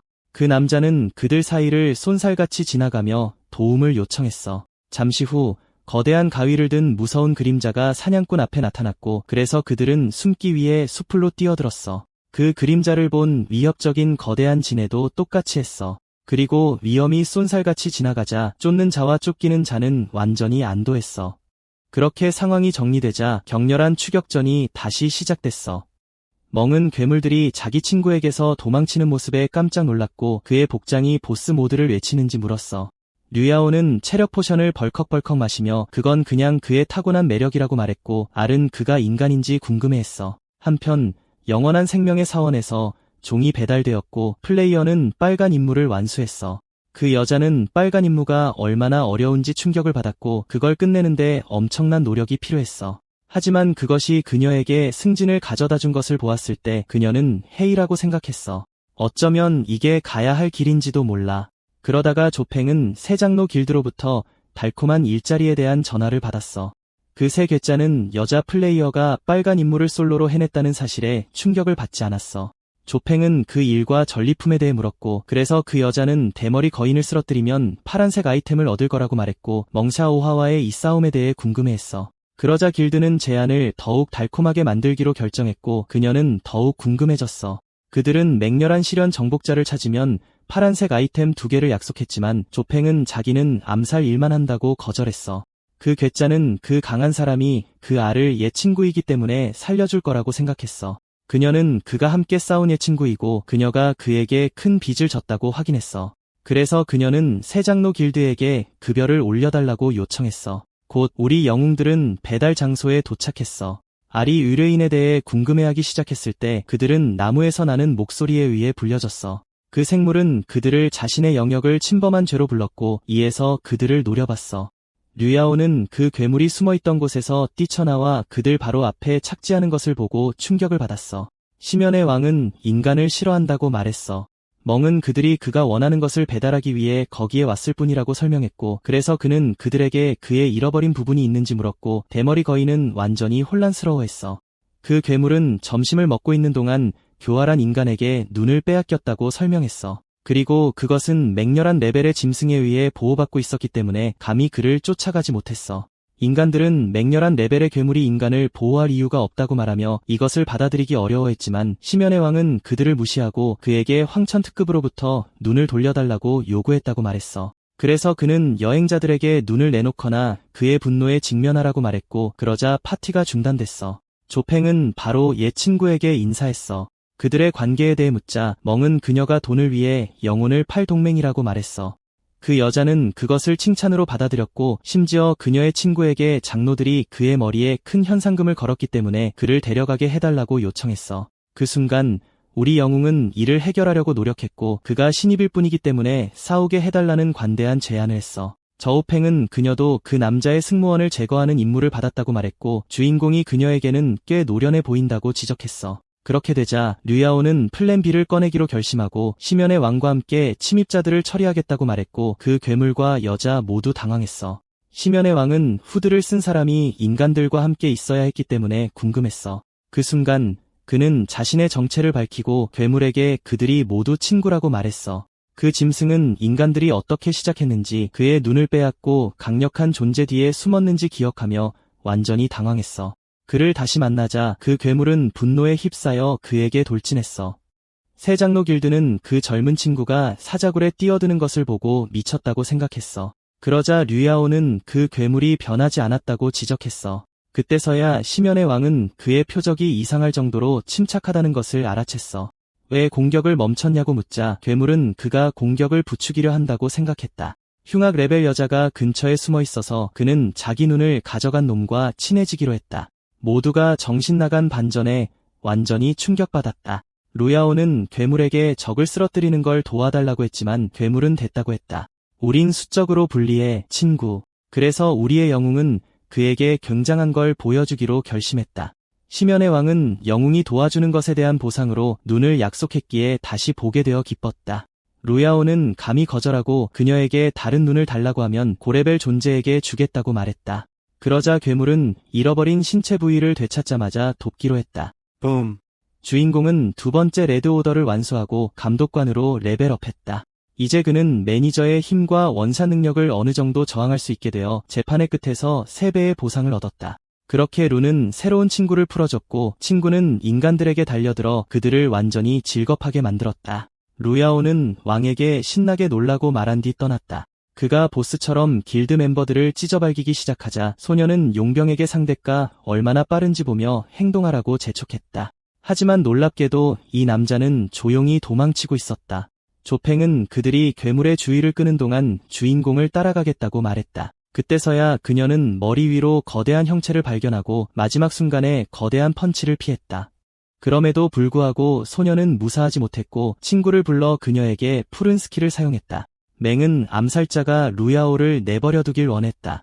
이것은 그녀로 하여금 주인공에 대한 그런 관심이 그에게 어떤 비밀 계획이 있다는 것을 의미한다는 것을 깨닫게 했고 그녀를 더욱 궁금하게 만들었다. 그녀가 사라지면서 집 인형을 남기자 맹샤오와는 그게 목숨을 구해주는 아이템이라 화가 났다. 한편 도망치는 동안 영웅은 자신의 새로운 친구가 항상 자신에게 뭔가를 원했지만 그가 적절한 시기에 후퇴하면 항상 곤경에 처할 것이라고 생각했다. 그렇게 그는 옐로 스프링 스테이션에서 크라이라는 고객에게 웃음을 전달하는 마지막 주문을 받았다. 미친 여자는 천재를 쓰러뜨리기 전에 제정신을 되찾았다. 심연의 왕은 복수할 예정이었지만 놀라운 사건들이 펼쳐졌다.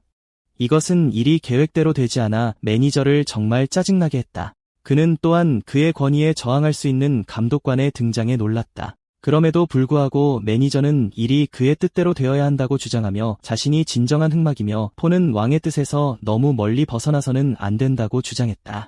그렇게 약한 조각들의 주문이 하나씩 실패하기 시작했다. 각각의 죽음과 함께 검은 에너지의 형태가 방출되었다.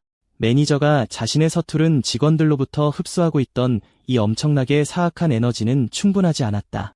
그는 그러고 나서 근처의 울음소리로 돌아서서 곧 그 실체를 풀어주겠다고 말했다. 그는 엄청난 악의 점수를 가진 감독관이 어떻게 흉악한 재판에 들어갈 수 있는지 밝히며 흉악한 수준에 도달하려면 조금 더 필요하다고 주장했다. 그럼에도 불구하고 그는 젊은이가 이 재판에서 벗어나기 위해 마지막 주문에 실패할 때까지 기다려야 했다. 한편 길드 멤버들이 제거된 숲에서 괴물은 인간들에게 죽음만이 그의 분노로부터 기대할 수 있는 전부라고 말하기 전에 대머리 거인에게 돌아서서 그의 힘을 칭찬했다. 그때서야 거대한 괴물은 이상한 감각을 느꼈다. 맹은 즉시 그를 확인하고 싶어 했다. 다른 사람들의 왕은 매니저가 주문에 만족하지 못한 고객들을 통제할 수 있었기 때문에 옐로 스프링 때문이라고 설명했고 그는 아직 완료되지 않은 2개를 가지고 있었다. 맹은 그가 2번째 요구를 충족시키기 위해 거기에 있다고 말했고 사랑을 갈구하는 괴물은 거대한 대머리 남자가 그에게 사랑을 주기 위해 모든 것을 하겠다고 약속하자 경악했다. 왕은 얼굴을 잡혀 키스하려고 끌려가기 전까지 반박하려고 했고 그렇게 그 생물은 동의 없이 뽀뽀를 받았다. 처음에는 이상하게 여겼지만 그는 7피트 남자의 사랑을 받아들여 2번째 주문을 완료하고 배달기사를 뛰어난 직원으로 승진시켰다. 한편 지도상의 다른 곳에서 우리의 영웅은 괴물이 통제력을 잃는 것에 당황했다. 그러고 나서 그는 자신을 따라오는 사람에게 그녀가 자신의 동맹국들의 흔적을 쫓고 있어야 한다고 말했다. 암살자는 그녀가 먼저 그를 이겨야 한다고 말했고 그래서 젊은이는 그녀에게 속사정을 털어놓으라고 요청했다. 그녀는 친구의 동기를 모르지만 상위 100명의 플레이어들이 힘을 위해 모두 뻔뻔스럽게 행동했기 때문에 상위 10명은 기본적으로 냉정함이 전혀 없는 괴물이라고 말했다. 류야오는 왜 그녀가 그에게 말하고 있는지 물었다. 그녀는 침착하게 그의 가치를 확인하기 위해 왔다고 말했다. 나중에 안전지대 안에서 길드 멤버들은 레벨이 초기화되어 씁쓸해했다. 소녀는 자신의 팀원들을 때렸고 그들은 모두 그랬기에 그녀는 매우 짜증이 났다.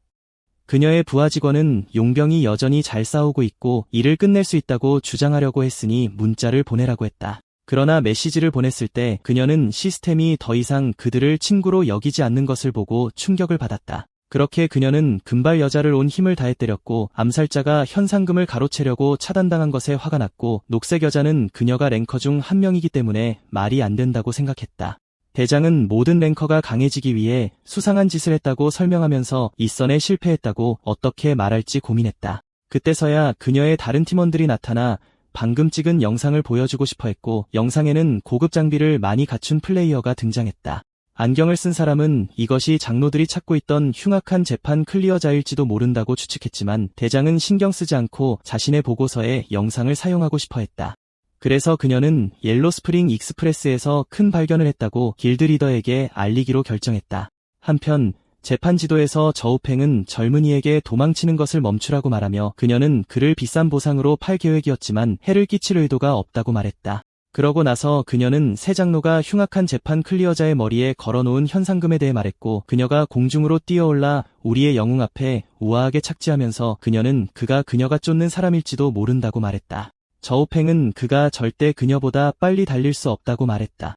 류야오는 자신이 범인이라면 어떻게 할 거냐고 물었다. 소녀는 그에게 제안을 하겠다며 무기를 소환하고 보상을 똑같이 나누자고 제안했다.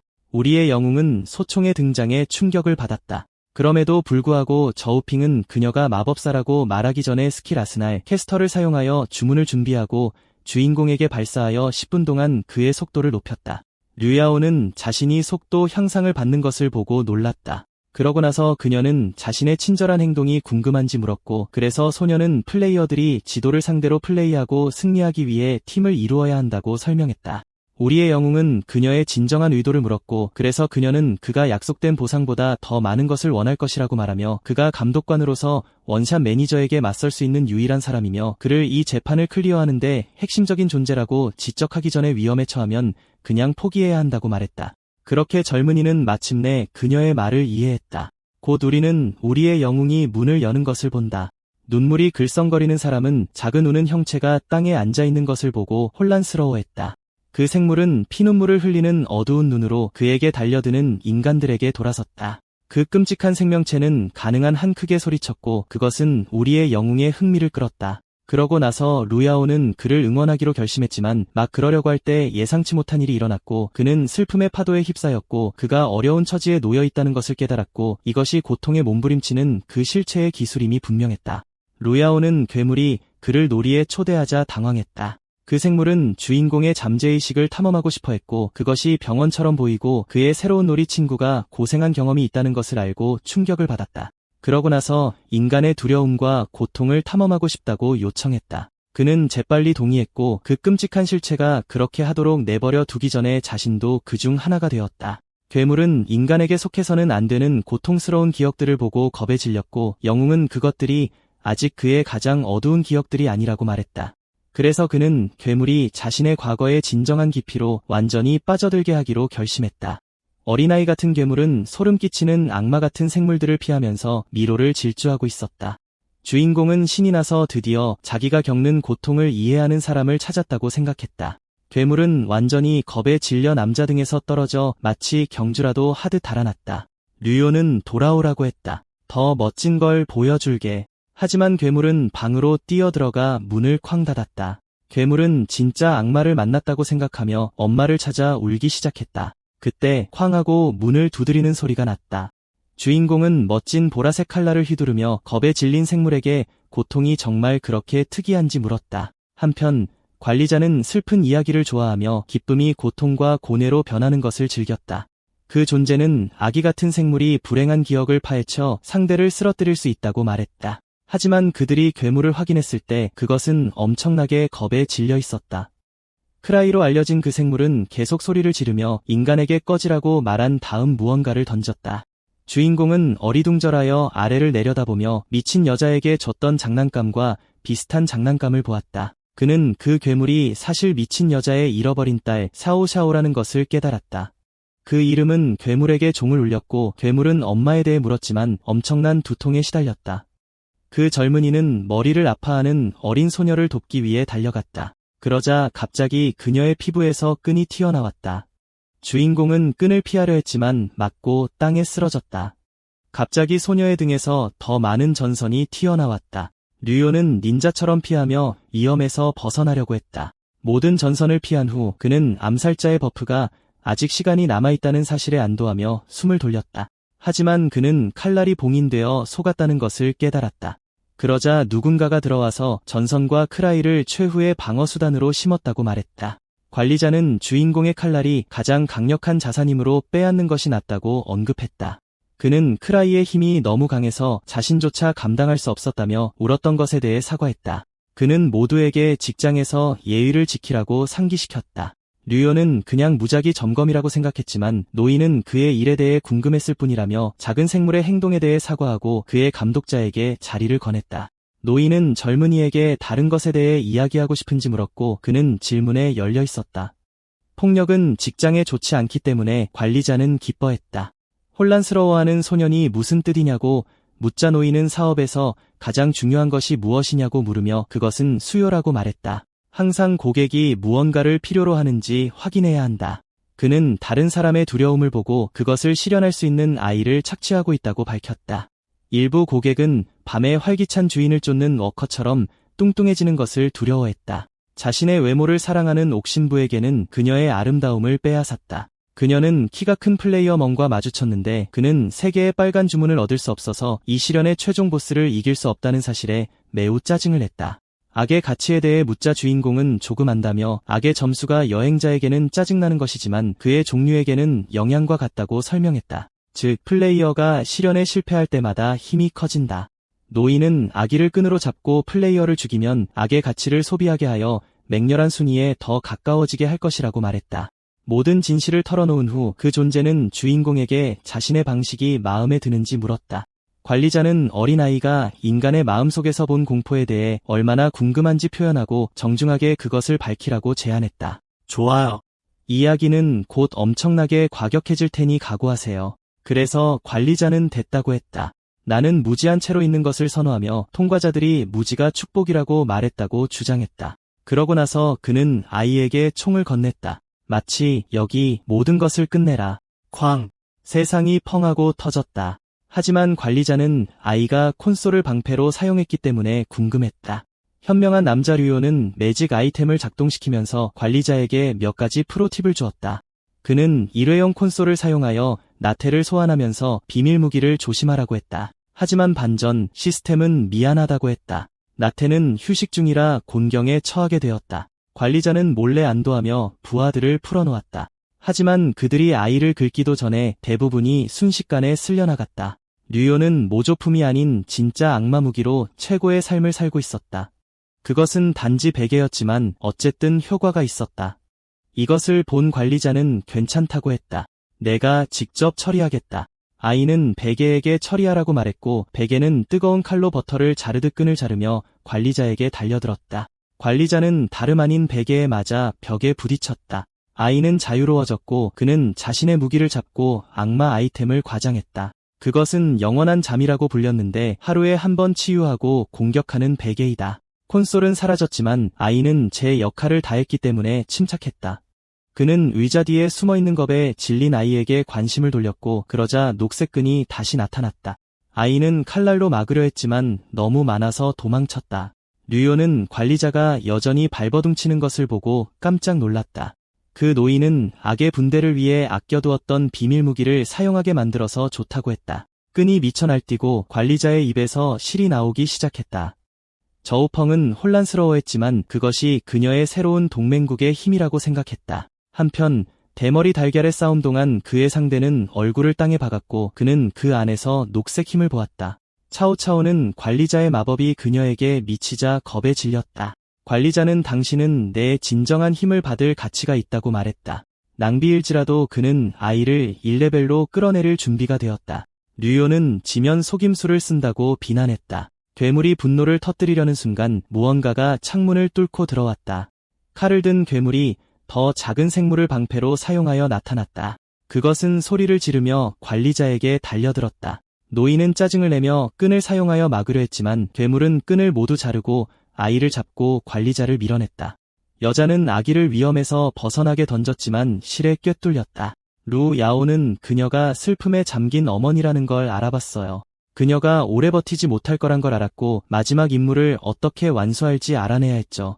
그 아이는 평소처럼 우울해 보였어요. 그러다 갑자기 행복한 얼굴을 보고 싶어하는 영웅이 나타나 소리쳤죠. 그래서 그는 칼을 집어들고 자신의 입에 사용하려 했어요. 그렇게 우리의 영웅은 얼굴에 미소를 새겨 넣어 세 번째이자 마지막 임무를 마쳤어요. 승자는 패자가 감정에 압도당한 꼭두각시에 불과하다고 지적했고 그녀는 공격을 퍼부으며 전력을 다했어요. 그러고는 그는 낡은 장난감을 아무렇지도 않게 내던져 벽에 부딪히게 했어요. 그러자 그 존재는 이곳의 보스로서 가장 사나운 생물이라도 자기 영역에서는 이기기 힘들 거라고 밝혔지만 싸움이 끝나면 새로운 고객을 찾는 귀찮은 일을 처리해야 한다고 인정했어요. 그러고 나서 관리자는 미친 여자에게서 했던 것처럼 다른 모든 몬스터에게서 악포인트를 빼앗겠다고 선언했어요. 그러고 나서 그는 그 과정을 시작했어요. 하지만 그가 전능한 존재가 되려는 찰나의 기술적인 문제에 부딪혔어요. 시스템은 그 장소의 관리자가 2명이라 고객에게 연락할 수 없으며 관리자는 1명만 있을 수 있다고 밝혔어요. 이로 인해 그 존재는 울음소리가 절대 미소를 짓지 않는다는 사실에 완전히 혼란스러워했어요. 새로운 관리자는 이전 관리자에게 사과하며 일을 그만두고 싶은지 물었어요. 이제 새로운 계급을 얻은 우리의 영웅은 약속된 보상의 5배와 몇 가지 특전을 누릴 수 있었어요. 시스템이 그에게 유일한 관리자가 되라고 재촉하자 그 남자는 주인공의 실력을 보지 못했다고 인정했지만 여전히 영웅이 맹렬한 수준에 가까운 자신의 힘에 비해 너무 약하다고 주장했어요. 다시 유일한 관리자가 되기를 바라며 돌진하는 우리의 영웅은 그 논리에 동의했지만 고객이 결정해야 한다고 말했어요. 덩치 큰 남자가 제때 나타나 이전 관리자의 실을 막았어요. 그 존재는 이 생물이 자신만큼 강력하다고 생각하며 감탄하지 않았어요.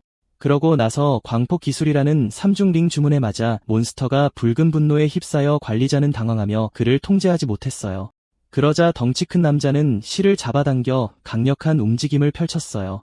그 덕분에 그는 이전 관리자를 던져버렸고 주인공은 침묵 속에서 지켜봤어요. 그러자 그 생물은 그 존재를 가까이 끌어당겨 얼굴을 때려 벽으로 엄청난 속도로 날려버렸어요. 자오펑은 초보자의 힘에 감탄하며 친구가 되기를 청했어요. 류 야오는 즉시 동의했어요. 관리자는 재빨리 일어나 힘만으로는 자신을 쓰러뜨릴 수 없다고 말했지만 뒤에서 붙잡혔어요. 그는 옥색 신부마저 자신을 배신했다는 사실에 매우 짜증이 났어요. 그러고 나서 그녀는 관리에게 진행하라고 부탁했어요. 그 순간 멍샤오화가 이전 관리자에게 걸어갔어요. 영웅은 그녀가 자신을 관리라고 부르는 것에 혼란스러워했고 펑은 그것이 그의 금지된 기술 때문일 수 있다고 설명했어요. 여행자들 중 가장 강력한 기술이죠. 그러고 나서 그녀는 영웅에게 시선을 돌리라고 재촉했어요. 그러자 몬스터가 인간에게 자신의 운명에 대해 물었어요. 그는 자신의 힘은 근육 조작이라서 자신이 원하는 모든 근육을 강화할 수 있으며 힘의 출력은 근육 자체에 달려있다고 설명했어요. 가장 강한 인간 근육에 대한 질문에 몬스터는 혀라는 사실을 깨닫고 공포에 질렸는데 혀는 사용하는 사람에 따르면 만나는 모든 사람을 파괴한다고 했어요. 그 남자는 자신의 몸을 너무 사랑했기 때문에 하나의 근육이 엄청난 힘을 얻어 기술과 함께 성장했고 그 근육은 바로 혀였어요. 그 메커니즘으로 인해 거인의 혀는 더 길어졌고 둔화 효과와 훌륭한 관통력을 얻었어요. 옥색 신부는 원한의 혀가 정말 즐거웠다고 증언했고 관리자는 자신의 생명을 흥정하려 했지만 할 틈에 폭풍을 맞았어요. 그로 인해 다른 두 인간은 꽤 역겨워했고 공격자는 다양한 자세를 시도하기 시작했고 이는 영웅을 경악하게 만들었어요. 조펑은 이 엉뚱한 공격이 70 피니셔 같다고 말했어요. 이 용어는 젊은 남자에게 완전히 새로운 것처럼 보였고 그녀는 이 용어가 대상의 HP를 70% 쉽게 없앨 수 있지만 그 대가로 충족해야 할 이상한 조건이 많다고 설명했어요. 그녀에 따르면 멍은 이제 재판마다 한 번만 사용할 수 있는 피니셔를 사용하고 있었어요. 그 순간 그 남자는 마지막으로 핥았고 이전 관리자는 고양이가 목욕하는 것처럼 마지막 비명을 질렀어요. 저우펑은 술과 싸우는 것이 얼마나 짜증날지 지적하며 새 장로에게도 너무 당황스러울 것이라고 말했어요. 그리고 관리자의 극적인 퇴장과 함께 퀘스트가 완료되어 인간들은 전자레인지 카운트다운처럼 60초 만에 재판 장면으로 돌아갈 수 있었어요. 모든 것이 정리되면서 그들은 프랑스 요청을 할 준비가 되었고 영웅에게 세 번째 사람에게서 나쁜 습관을 배우지 말라고 재촉했어요. 그는 약간 변덕스러운 사람이었으니까요. 자오펑은 그를 멍보다 더 믿을 만하다고 생각하며 입에 난 상처에 대해 물었어요. 그는 그가 아이를 웃게 하려고 그렇게 했다고 말했을 때 당황했는데 마치 이상한 기원을 가진 슈퍼히어로 같았어요. 한편 미친 여자는 움직이지 못하고 갇혀 있었고 우는 검은 생물은 작은 자명종처럼 그녀를 깨우기 위해 달려갔어요. 왜 그녀를 구하러 왔는지 알고 싶어 작은 아이는 미친 여자에게 엄마에 대해 물었어요. 그때 부드러운 손길이 그녀의 얼굴을 어루만졌고 미친 여자는 아이가 자란 것을 보고 기뻐했어요. 그 순간 그녀는 엄마가 딸과의 행복한 시간을 기억하며 눈물을 흘리고 있다는 것을 깨달았어요. 드디어 모든 드라마와 혼란이 끝난 후 엄마와 아이는 감동적인 영화 결말처럼 재회했어요. 이를 본 암살자는 눈물을 흘리지 않을 수 없었고 자신을 여린 사람이라고 생각했어요. 그러자 멍은 검은 아이의 능력이 이러한 감정 폭발의 원인이라고 설명했어요. 저우펑은 자신이 감정에 휩싸이기 전에 안심했고 초보자가 얼마나 재능 있는지 확인한 후 다음 재판에서 초보자와 팀을 이루자고 제안했어요. 재판이 끝나기 5초 전 거인은 주인공에게 물어볼 것이 있는 메인 도시에서 만나자고 제안했어요. 그러자 루 야오는 무게가 덜어진 듯한 느낌을 받으며 로그아웃하는 그들에게 작별 인사를 했어요. 그러고 나서 그는 그 존재에게 몸짓을 그만두라고 재촉하며 다른 여행자들이 떠난 것을 확인했어요. 몬스터들은 관리자가 살아남은 것에 짜증을 냈고 루 야오가 재판을 끝낸 후에도 왜 계속 머무르는지 궁금해했어요. 그래서 그는 디지털 인디아나 존스처럼 자신의 생명을 구할 방법을 찾기 위해 게임을 돌아다니고 있다고 설명했어요. 그는 또한 관리자가 흑막이라는 사실을 알게 된 후 그를 떠나는 것은 옳지 않다고 말했어요. 그 순간 엘파로 스프링 익스프레스의 진실에 대한 주요 퀘스트가 공식적으로 시작되었어요. 재판을 완료하고 관리자가 된 우리의 영웅은 이제 멋진 보상과 멋진 타이틀을 받을 수 있게 되었어요. 하지만 관리자 일을 거부하고 숨겨진 퀘스트를 위해 옐로우 스프링스의 현실을 폭로하면 보상이 변경될 거예요. 그럼에도 불구하고 젊은 남자는 그렇게 하기로 결심했고 시스템이 그에게 행운을 빌어주면서 그는 지도를 조금 더 오래 머물게 될 거예요. 얼마 지나지 않아 그 존재는 무작위 인형에서 말을 걸면서 여행자들 중에서도 그가 얼마나 독특한지 지적하며 루 야오를 그의 이름으로 불렀어요. 루 야오는 이 남자가 자신을 얼마나 잘 아는지 궁금했어요. 그 존재는 즉시 그의 자존심을 꼬집으며 그를 데이트쇼 생존자로 인식했고, 심지어 그가 젊은 남자가 부인하지 않은 신체적 접촉이 필요한 최면술과 같은 숨겨진 속임수를 알고 있다고 주장했어요. 그는 또한 맹렬한 수준의 몬스터에게 해를 입힐 수 있는 그의 거대한 가위에 대해서도 잘 알고 있었어요. 그러고 나서 이전 관리자는 젊은 남자의 높은 아카치를 지적하며 그가 맹렬한 재판에 들어갈 수 있었고, 이것이 그가 그를 계속 주시한 이유라고 말했어요. 루 야오는 꼭두각시를 통해 말하는 그 생물을 도발하려 했고, 막 미끼를 물려는 찰나에 재빨리 냉정함을 되찾았지만 스릴러 영화의 반전처럼 옥색 신부에게 머리를 찔렸어요. 몬스터들은 인간이 죽은 관리자는 그저 그릇 일 뿐이라며 이것이 진정한 적이 아니라고 설명하자 혼란스러워했어요. 그 순간 흑막은 또 다른 꼭두각시를 조종하며 그들이 자신의 자리를 차지하게 해준 빠른 사고방식을 칭찬했어요.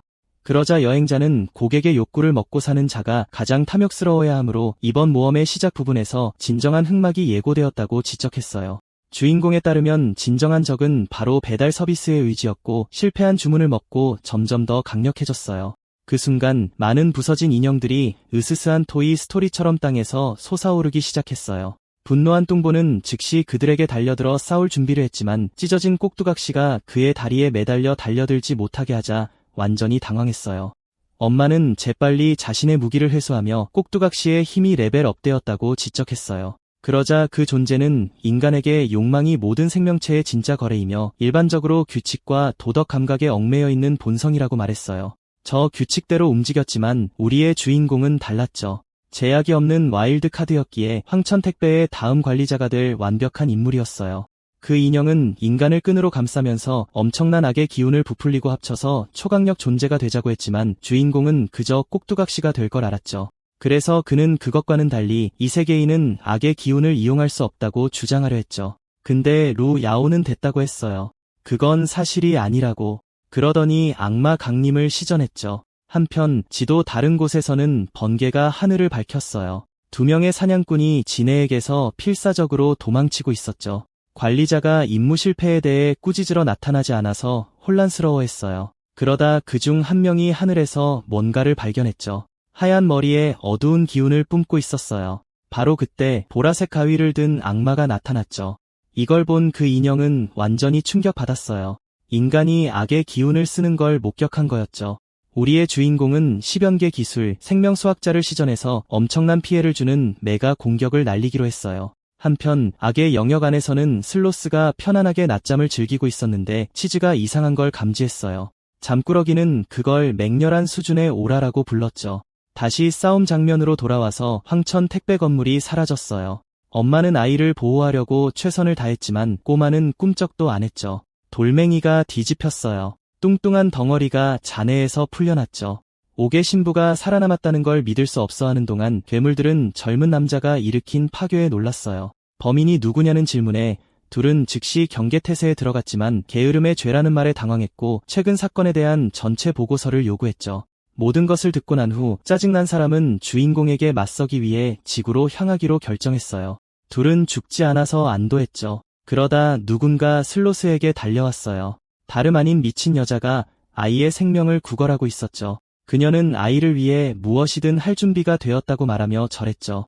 슬로스는 어둠이 아이의 존재의 핵심이라고 설명했어요. 그리고 이 어둠이 사라졌으니 그녀도 사라지는 게 당연하다고. 이 소식에 엄마는 좌절했죠. 슬로스는 그걸 감당할 수 없어서 그녀에게 선물을 주기로 하고 이상한 물건을 건넸어요. 그것은 영혼 에너지를 흡수해서 마음대로 사용할 수 있는 블루티어 청금석 랜턴이었죠. 결국 악마는 이 아이템에는 생명을 희생할 사람이 필요하지만 설령 그렇다 해도 대상은 기억을 잃을 거라고 설명했어요. 그녀는 엄마에게 마음을 정하기 전에 신중하게 생각하라고 부탁했죠. 영혼을 정착시키는 결과를 알면서도. 그렇게 해서 미친 여자는 마지막으로 울고 청금석 랜턴을 작동시켰죠. 그녀는 아이에게 마지막으로 모든 것에 대해 울었던 작은 소녀가 인형을 갖게 된 날부터 인형에게 매우 애착을 갖게 된 이야기에 대해 이야기해주고 싶었어요. 그날부터 그 작은 소녀는 모든 것을 인형과 공유했죠. 그렇게 해서 꼬마는 더 즐거워지고 자라기 시작했죠. 그 순간 그 작은 소녀는 눈을 뜨고 일어났어요. 처음에는 어디에 있는지 혼란스러워했지만 곧 그녀를 활짝 웃게 만드는 것을 발견했죠. 화려하고 새로운 인형 앞에 자신이 있다는 것을 알게 된 거죠. 한편 우리의 주인공이 리스폰된 인간 세계에서는 최근 사건에 대해 매우 흥미로워하고 있었죠. 황천 익스프레스의 의지를 막고 시험을 완료한 후 완벽한 점수로 메인 퀘스트와 숨겨진 퀘스트를 완료할 수 있게 되자 보상을 획득하려는 찰나의 게임에서 강제로 로그아웃 당했죠. 이건 정말 짜증나는 일이었죠. 이런 일이 있어서는 안 되니까요. 그때 문 두드리는 소리가 들렸어요. 두드리는 소리가 곧 쾅쾅거리는 소리로 바뀌었죠. 이 때문에 루 야오는 완전히 혼란스러워졌어요. 잠시 후 끔찍하고 흉측한 생물들이 방으로 들이닥쳤죠. 환자 루야오는 즉시 환각이라고 생각했지만 약을 먹은 직후라서 매우 이상하다고 생각하고 그냥 넘기기로 했죠. 하지만 그때 그중 하나가 닌자처럼 그에게 달려들었죠. 주인공은 으아 했죠. 뭐야? 가까스로 피했지만 그 끔찍한 혀에 얼굴이 긁혔어요. 그는 충격을 받았어요. 왜냐하면 환각은 이렇게 아프면 안 되니까요. 간호사들은 모두 어머나 했죠. 이건 안 좋은데. 그들은 그에게 말을 걸어보려 했지만 그는 침묵 모드였죠. 그래서 그들은 맞다고 생각했죠. 그가 또 헛것을 보고 있네.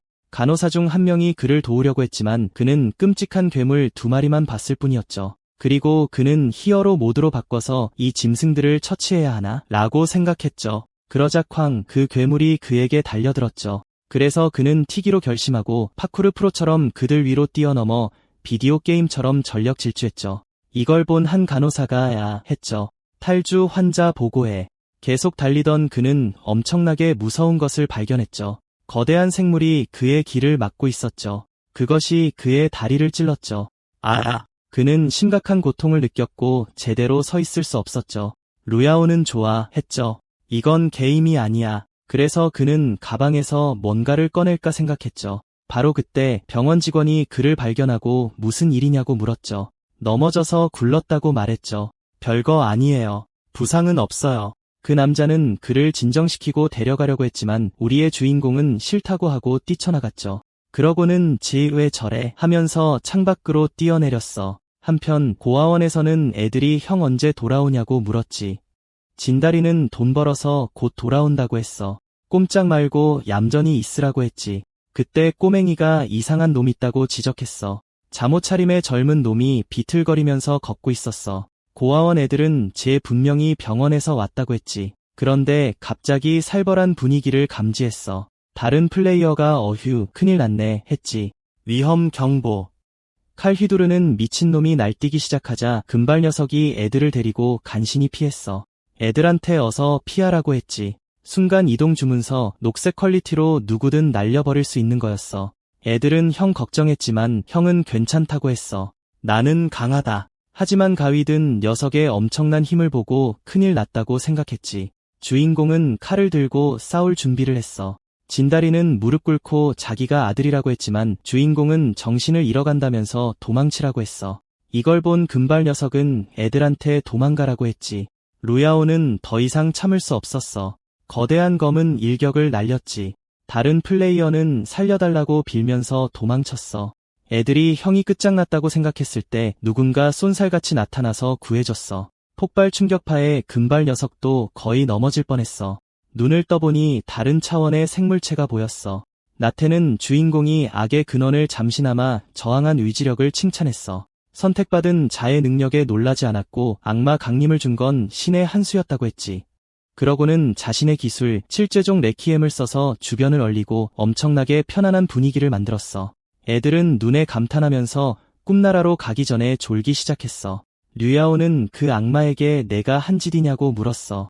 그녀는 그를 괴롭힐 생각은 없었다고 사과하며 그가 악의 근원을 완전히 드러낸 것에 충격을 받았다고 했지. 그는 그녀의 이야기를 듣고 싶다고 했어. 나태는 설명해주겠다고 약속했지만 너무 많은 관심을 끌었다고 지적했어. 그래서 그녀는 인간 세상에서 마법의 눈과 악마를 본 성가신 인간들과 이상한 마법 장벽을 처리해야 했지. 플레이어는 자신이 다른 세상에 있다는 걸 깨달았고 그때 누군가가 뒤로 물러서라고 했어. 진다리는 시키는 대로 재빨리 하면서 이 이상한 사람이 언제 나타났는지 궁금해했어. 이 사람은 슬로스 공작이 도착에 대해 알리려고조차 하지 않았다고 바로 지적했고 그러자 그녀는 야경꾼들과 그들의 지루한 일상 점검은 다람쥐도 잠들게 할 수 있다고 주장했지. 그 이상한 사람은 정중하게 인간 세상에 들어오기 전에 허락을 받아야 한다는 계약에 묶여있다고 상기시켰고 이는 감히 그녀를 봉인하려는 남자에게 짜증을 불러일으켰지. 그는 치노가 전력을 다하지 않더라도 그의 한심한 봉인으로는 그녀를 가둘 수 없을 거라고 자신 있게 말했어. 그럼에도 불구하고 악마가 지구를 정복할 계획이라면 그와 그의 동료들은 목숨을 걸고 슈퍼히어로 모드로 방어할 준비가 되어 있다고 밝혔지. 나테는 야경꾼들이 자살 행위를 한다고 비난하기 전에 그녀가 온 진짜 이유는 지하에 있는 개인 때문이라고 밝혔어. 그 남자는 그녀의 말을 믿기 어려워했는데 왜냐하면 그에 따르면 이 녀석은 다른 세상 일에 대한 경험이 거의 없는 약골일 뿐이고 심지어 근처의 쓰레기에 비유해서 이는 그가 자신에 대해 이야기하고 있다는 것을 바로 깨달았지. 악마는 야경꾼들이 얼마나 순진한지 놀랐고 이는 그 남자를 완전히 흥미롭게 만들었지. 그래서 그는 직접 의식을 잃은 젊은 남자를 확인하러 갔고 그가 발견한 것은 그를 완전히 충격에 빠뜨렸어. 그는 재빨리 동료들에게 하던 일을 멈추고 오라고 재촉했고 그들은 즉시 순종했고 장벽은 사라졌지.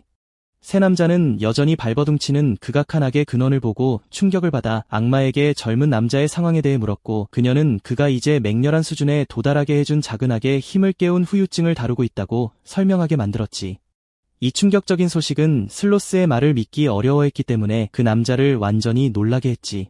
그녀의 말이 정확히 신뢰할 만하지 않다는 것을 알게 된 악마는 그 인간을 데리고 몬스터 영역으로 가서 다시는 돌아오지 않기로 결정했지. 그때서야 새 야경꾼이 그녀를 막고 그곳에서 누군가를 데려갈 수 없다고 주장했지.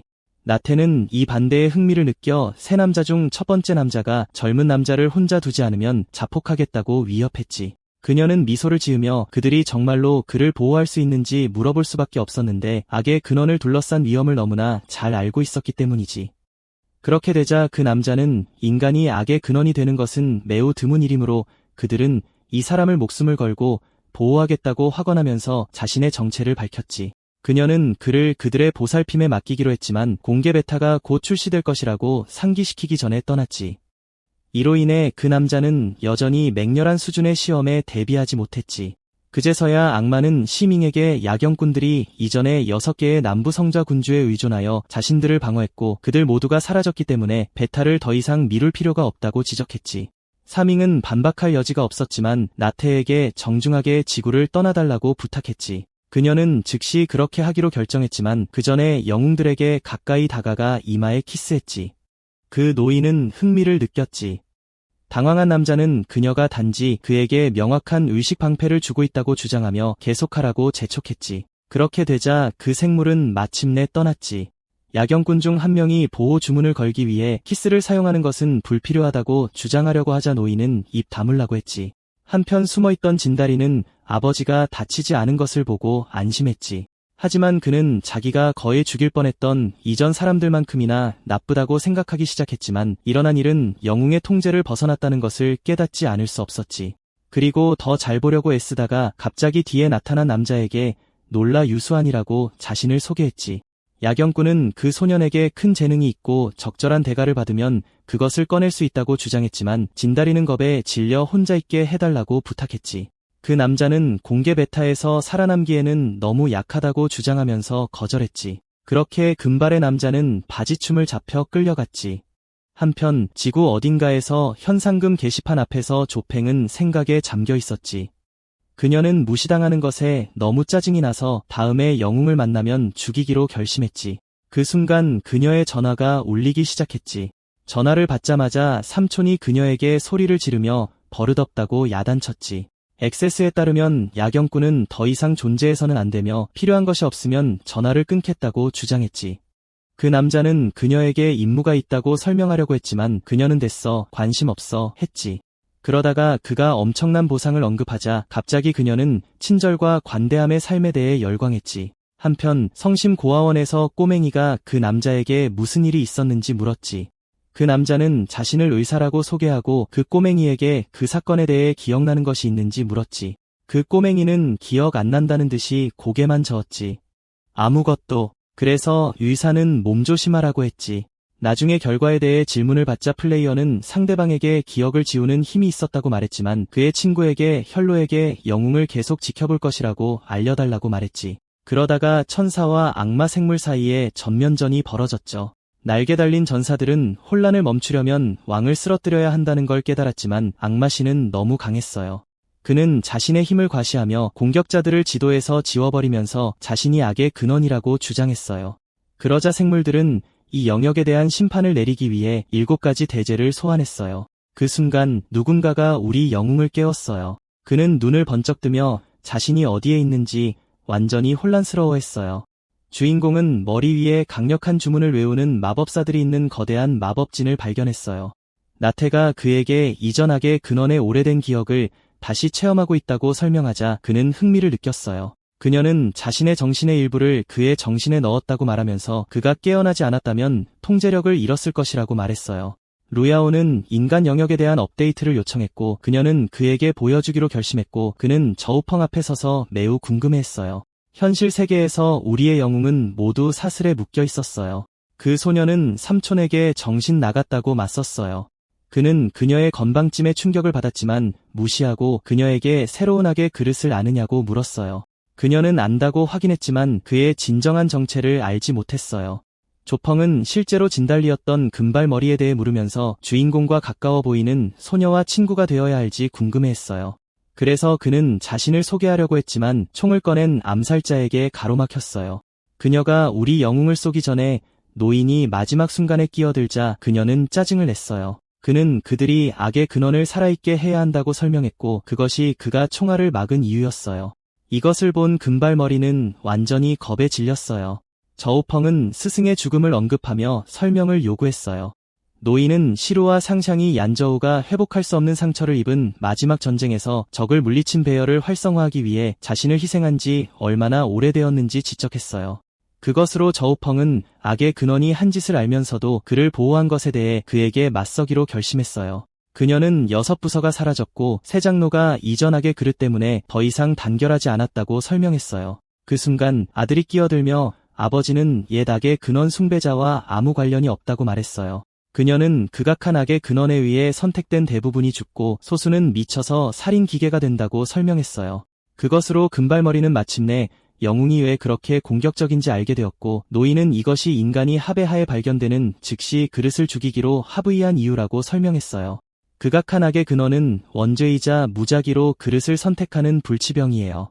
결말은 언제나 똑같았어요. 죽음 아니면 피에 굶주린 광기로의 하강.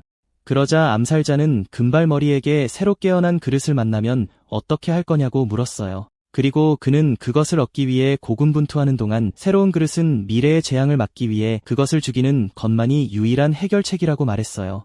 악마는 그의 열정적인 반응이 다소 아이러니하다고 생각했고 노인은 인간이 다른 현실과 전쟁을 벌여서는 안 된다고 밝혔는데 왜냐하면 그들은 맹렬한 큰 의미를 이길 수 없었기 때문에 질 수밖에 없었기 때문이에요. 그러나 그들에게 승리를 안겨준 것은 다름 아닌 극악한 악의 근원이었어요. 그날 첫 번째 침공 동안 인간이 완전히 망가지기 직전에 이 엄청나게 신비로운 남자가 갑자기 나타났어요. 어떻게든 엄청난 파워 레벨을 해제한 이 남자는 인간에게 기회를 준 빛나는 영웅이었어요. 결국 괴물과 인간은 휴식을 취하고 전면전을 궁극적인 승자를 결정하기 위한 뒤틀린 게임으로 바꾸기로 결정했어요. 조펑은 노인이 이야기를 털어놓지 않았기 때문에 완전히 미스터리였어요. 그는 이것이 야간 감시자들이 지키는 최고 기밀이라고 털어놓았어요. 거의 아무도 몰랐고 그릇이 정신이 나간 후에는 더욱 시시하게 되었어요. 그 소녀가 이제 알았다고 하자 노인은 당황했어요. 그녀는 이야기가 야간 감시자들이 아직 모든 괴물에 대해 완전한 카미카제 작전을 펼치지 않았는지 설명해준다고 말했어요. 알고 보니 그들의 팀에는 한때 완전한 야수가 있었고 그래서 그는 그녀에게 건방짐을 자제하라고 말했어요. 진지해진 그는 새로운 그릇을 보호해야 한다고 말했고 그가 정신을 잃으면 완전히 쓰러뜨릴 것이라고 말했어요.